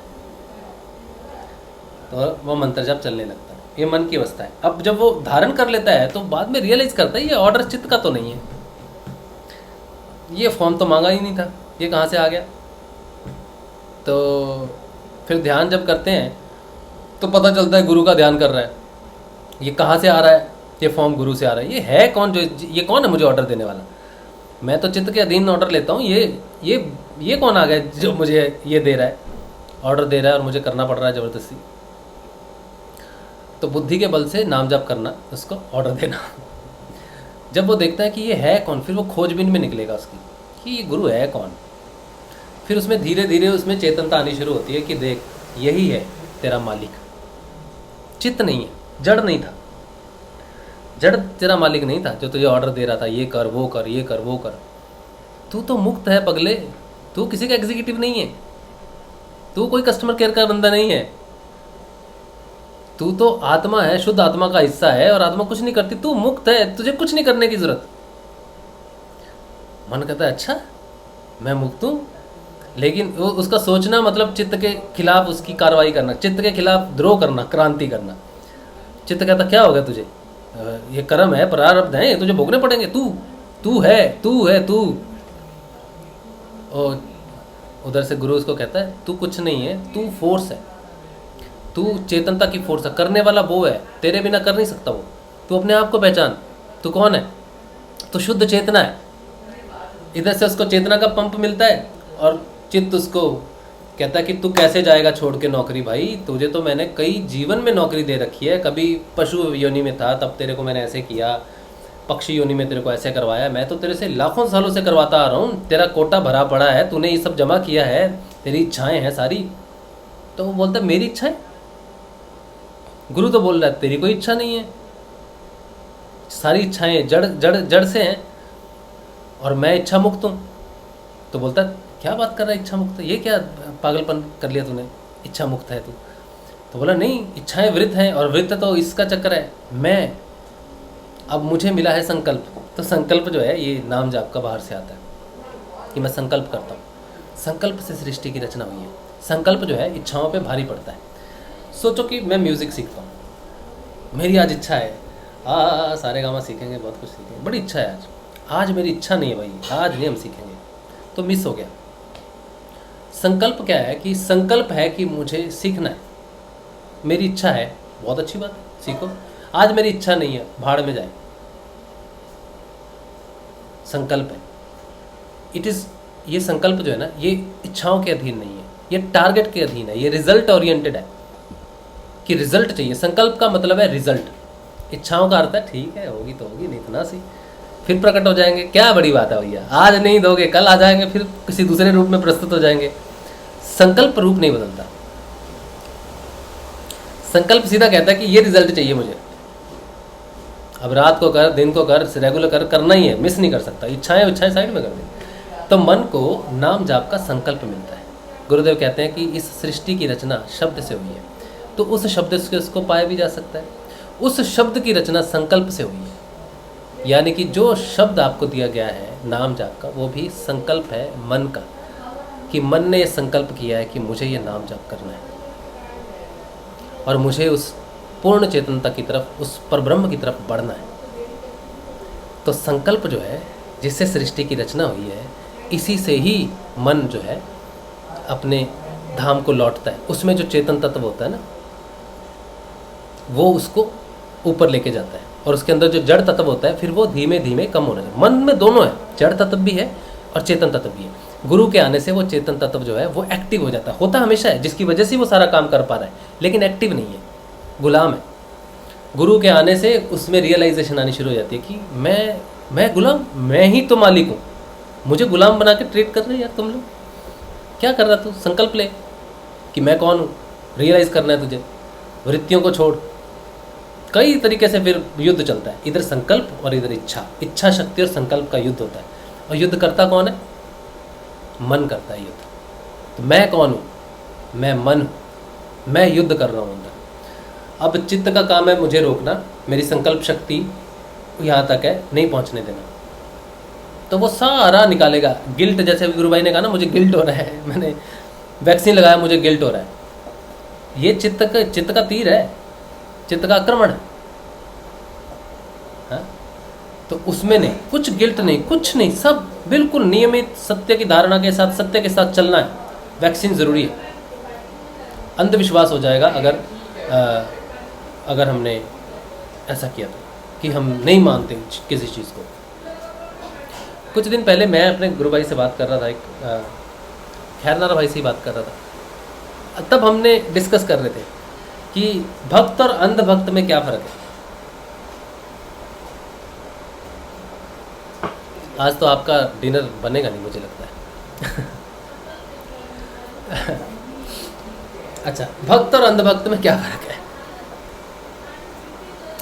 तो ज्ञान एक उजाला है, ज्ञान एक उजाला है जिसमें हम अपने सत्य को देखते हैं, अपने आप को देखते हैं, अपने बदलाव को देख के उसको एक्सेप्ट करते हैं। वो ज्ञान है, वहाँ से भक्ति प्रकट होती है गुरुदेव के लिए। गुरुदेव चश्मा लगाते हैं, सत्य है, कोई बात नहीं, मेरे गुरुदेव है। मुझे ये बीमारी है, मैं ये साधना कर रहा हूँ, ठीक नहीं हो रहा हूँ, कोई बात नहीं। साधना से बड़ी कोई चीज़ नहीं होती। अपनी सच्चाई को धारण करना और सबके सामने रखना, बिना इस चीज़ के कि लोग मुझे क्या कहेंगे, कैसा साधक कहेंगे, मुझे सच्चाई ही सामने रखनी है। ऐसे व्यक्ति कृष्ण को बड़े पसंद है।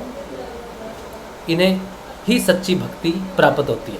आडंबर की भक्ति नहीं, दिखावे की भक्ति नहीं। ज्ञान रूपी उजाले में अपने आप को देख के, अगर मैं जैसा हूँ, अगर मैं सुदामा हूँ तो मैं सुदामा ही हूँ, मैं कोई राजा नहीं, मैं सुदामा ही हूँ। सुदामा को फिर भक्ति प्राप्त होगी क्योंकि वो सच है, साबित है सबके सामने। कृष्ण को वो व्यक्ति पसंद है जो अंदर से और बाहर से एक जैसे। अगर अंदर मेरे कष्ट हो रहा है ना साधना से, तो मैं बोलूँगा कि सबको बताऊँगा कि मैं जब साधना कर रहा था तो ये कष्ट मुझे प्राप्त हुआ था। जैसे मैंने अभी कहा, खाना पीना चेंज हो रहा है तो ये मुसीबत बन गया मेरे लिए, मुसीबत बन गया। चिकन में 100 मसाले पड़ते थे, अब क्या दाल खाता हूँ मैं, और मुझे बहुत अच्छी लगती है दाल, टेस्ट भी आता है। चिकन को देखने से मेरे को लगता है कि नहीं। समस्या ये है कि जहाँ हम रहते हैं, जिस परिवार परिवेश में हम रहे हैं, वहाँ पे इजी अवेलेबिलिटी और सब समाधान जो है वो नॉन वेज के हिसाब से सेटल है। लेकिन अब मैं बदल रहा हूँ, प्याज तक मुझे नहीं खाने का ये होता कि मेरी साधना में विघ्न दे रहा है, छोड़ा नहीं, छूट रहा है, तो दिक्कत हुई है ना। तो मैं गुरुदेव को कहूँगा कि भैया साधना में ये दिक्कत हुई है, बदल की ग्रंथियाँ गुरुदेव, मैं वेज से नॉन वेज से वेज हो गया, बहुत अच्छी बात है, सारे खुश होंगे, क्या बात है, अच्छा परिवर्तन आ गया। लेकिन ये नहीं पता कि परिवर्तन के पीछे तो मेरी वाट लगी हुई है।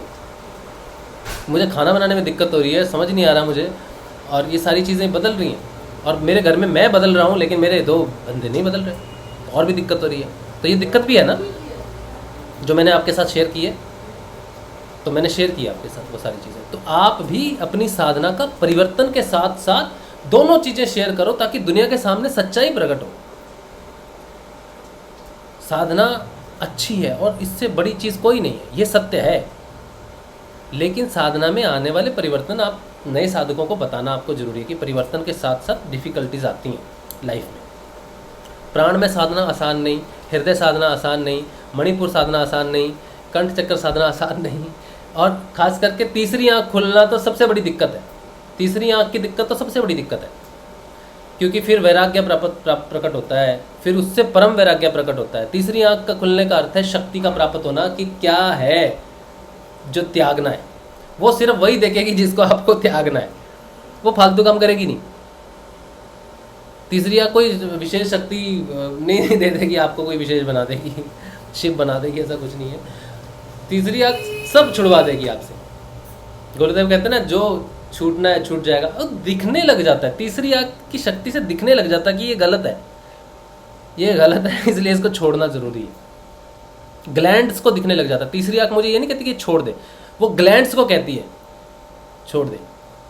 पंखा चला दो। ग्लैंड्स को ऑर्डर देती है, वो मुझे नहीं देती, आपको नहीं देगी ऑर्डर। ग्लैंड उसके अधीन है, ग्लैंड में चेंज कर देगी कि ये ठीक नहीं है बंद करो, ये ठीक नहीं है बंद करो, तो आपको लगेगा। और मन जो है वो चित्त के अधीन और चेतना के अधीन रहता है, तो ग्लैंड्स का ऑर्डर भी उसको मिलता है, मन को। चाहे चेतना के अधीन, जो चेतना परिवर्तन करती है साक्षात्कार, वो भी उसको मिलता है, और चित्त के जो परिवर्तन होते हैं वो भी उसको मिलते हैं। तो चेतना चित्त में परिवर्तन कर देती है, और चित्त का संदेश उसको मिलता है कि भैया नहीं, ये कम हो गया भाई, आज से ये डिमांड तुझे नहीं करना है, आज से तेरा KRA बदल गया, की रिस्पॉन्सिबल एरियाज बदल गए हैं, आज के बाद तुझे पैन कार्ड का जो है जीरोक्स नहीं लेने की जरूरत है। पैन कार्ड की रिक्वायरमेंट खत्म होगी? हाँ जी खत्म होगी यार, एक फॉर्म कम हो गया। तो चेतना जो है वो परिवर्तन कर देती है चित्त में, और चित्त का ऑर्डर मिलता है मन को। तो अब क्या होता है कि मन में जो परिवर्तन साबित आते हैं वो किसके कारण हो रहे हैं? उसके अंदर जो चेतन तत्व है उसके कारण होते हैं। और चित्त में भी जो परिवर्तन आते हैं, चित्त का अर्थ है शक्ति और चेतना का मिलन, तो उसके अंदर जो परिवर्तन आते हैं वो चेतना शक्ति के कारण आते हैं। तो चेतना ही है जो परिवर्तन का कारण बनती है। ठीक है, चेतना के बिना परिवर्तन संभव नहीं, दुनिया स्टिल हो जाएगी, रुक जाएगी सब जगह। ये जो आज परिवर्तन हो रहा है एक सेकंड से दूसरे सेकंड, ये परिवर्तन चेतना के कारण हो रहा है। अब ये अच्छा हो रहा है कि गलत हो रहा है, ये डिपेंड करता है कि चित्त किस रूप में है, कौन सी वृत्ति घटित हो रही है उस तरफ, और वो शक्ति डिसाइड करती है कि शक्ति की अवस्था क्या है। आज कलयुग है, ये कलयुग क्यों है? कलयुग और सतयुग में फर्क क्यों है? क्योंकि शक्ति की स्थिति कलयुग वाली है, फिर शक्ति की स्थिति सतयुग वाली हो जाएगी, तो वो सतयुग हो जाएगा। तो आपके गुरुदेव अगर कहते हैं कि सतयुग आएगा, कलयुग का पहला सतयुग आएगा, तो कैसे आएगा? शक्ति की जो आज पूरे संसार में स्थिति है वो मूलाधार है, किसी की भी जागृत नहीं है कुंडलिनी। ज़्यादातर लोगों की 99.9% लोगों की या 99 लोगों की जागृत नहीं है। इसका अर्थ क्या है? शक्ति की स्थिति क्या हुई संसार में? बारिश वही है, मौसम वही है, सूरज वही है, चांद वही है, तारे, पहाड़, पानी, आकाश, पंच तत्व सारे वही हैं, लेकिन इंसान वो नहीं है। किस कारण नहीं है? क्योंकि शक्ति की स्थिति जो है कलयुग में मूलाधार है, सतयुग में जागृत है व्यवहार से, उसकी स्थिति इसलिए हृदय है। आम आदमी का व्यवहार हृदय है, यहाँ पर आम आदमी का व्यवहार मूलाधार है कि ये करना है, ये कमाना है, ये करना है, ये करना है, ये करना है, उसको फर्क नहीं पड़ता कैसे करना है। लेकिन सतयुग में विचार, भाव, शुद्धता, ये शक्ति की स्थिति है। ठीक है, जागृति, चेतन व्यक्ति है सतयुग, और अचेतन व्यक्ति कलयुग। अब ये मत पूछना त्रेता कहाँ है, द्वापर कहाँ है, पता नहीं। अच्छा, तो क्या बात चल रही थी हमारी? मन से। तो ये सारी की सारी घटनाक्रम जो है बड़ा ही बढ़िया है, बड़ा ही अच्छा है, बड़ा ही विशेष है। बात सारी की सारी जो है, जो तेल है सारी घटना का, वो है सत्य की धारणा, सत्य को प्रस्तुत करना। चाहे वो अच्छा है चाहे वो बुरा है, वो दिखना चाहिए। चाहे गुरुदेव को चश्मा लगा है नहीं लगा है, दिखना, प्रस्तुत होना, उससे गिल्ट नहीं। ये अंदर का सफ़र है, बाहर से चीज़ें देखने से अंदर की यात्रा नहीं होती। अंदर की यात्रा होने दो, बाहर परिवर्तन अपने आप हो जाए। ठीक है, तो ये रही आज की जो बात है विशेष। शायद किसी को कोई लाभ हो इससे, इस बात से, साधना में थोड़ी सहजता आ जाए, वही है, और तो किसी को कोई प्रश्न नहीं है। चलिए, यही था आज के लिए। और सुबह की साधना सुबह 6:30 बजे। नियमित साधना से वृत्तियाँ कटती हैं। जैसे वृत्तियाँ वृत्त में होती हैं, रेगुलर होती हैं, दिन रात होते रहते हैं, वैसे ही रेगुलर साधना भी हमें वृत्त से निकालने की क्षमता रखती है। तो नियमित ध्यान करिए, नियमित साधना कीजिए, और जो भी प्रश्न होते हैं, जो बदलाव आते हैं, वो सबके सामने रखिए, सबसे बात कीजिए, सबको शिरोधार्य कीजिए। किसी की निंदा नहीं करनी, कोई कम नहीं, कोई ज़्यादा नहीं, सब बराबर हैं, सब गुरुदेव के ही कारण हैं। अपना वैसल क्लीन रखिए, अपना जो माध्यम है उसको क्लीन रखिए, और अपना बदलाव बताइए, अपने ज्ञान की बात कीजिए। बस अपनी साधना किसी पे थोपनी नहीं है। जो आपकी साधना है आपकी है, जो मेरी है वो मेरी है। ठीक है, किसी व्यक्ति विशेष से नफरत नहीं, सबसे प्रेम स्नेह और मिल के आगे बढ़े तो बहुत ही अच्छी बात है। आप सबको जय श्री गुरुदेव, जय श्री दादा गुरुदेव। सुबह 6:30 बजे सुबह के ध्यान में मुलाकात होगी। जय श्री गुरुदेव, जय श्री गुरुदेव, जय श्री गुरुदेव, जय श्री जय श्री गुरुदेव, जय श्री गुरुदेव, जय श्री गुरुदेव, जय श्री गुरुदेव, जय श्री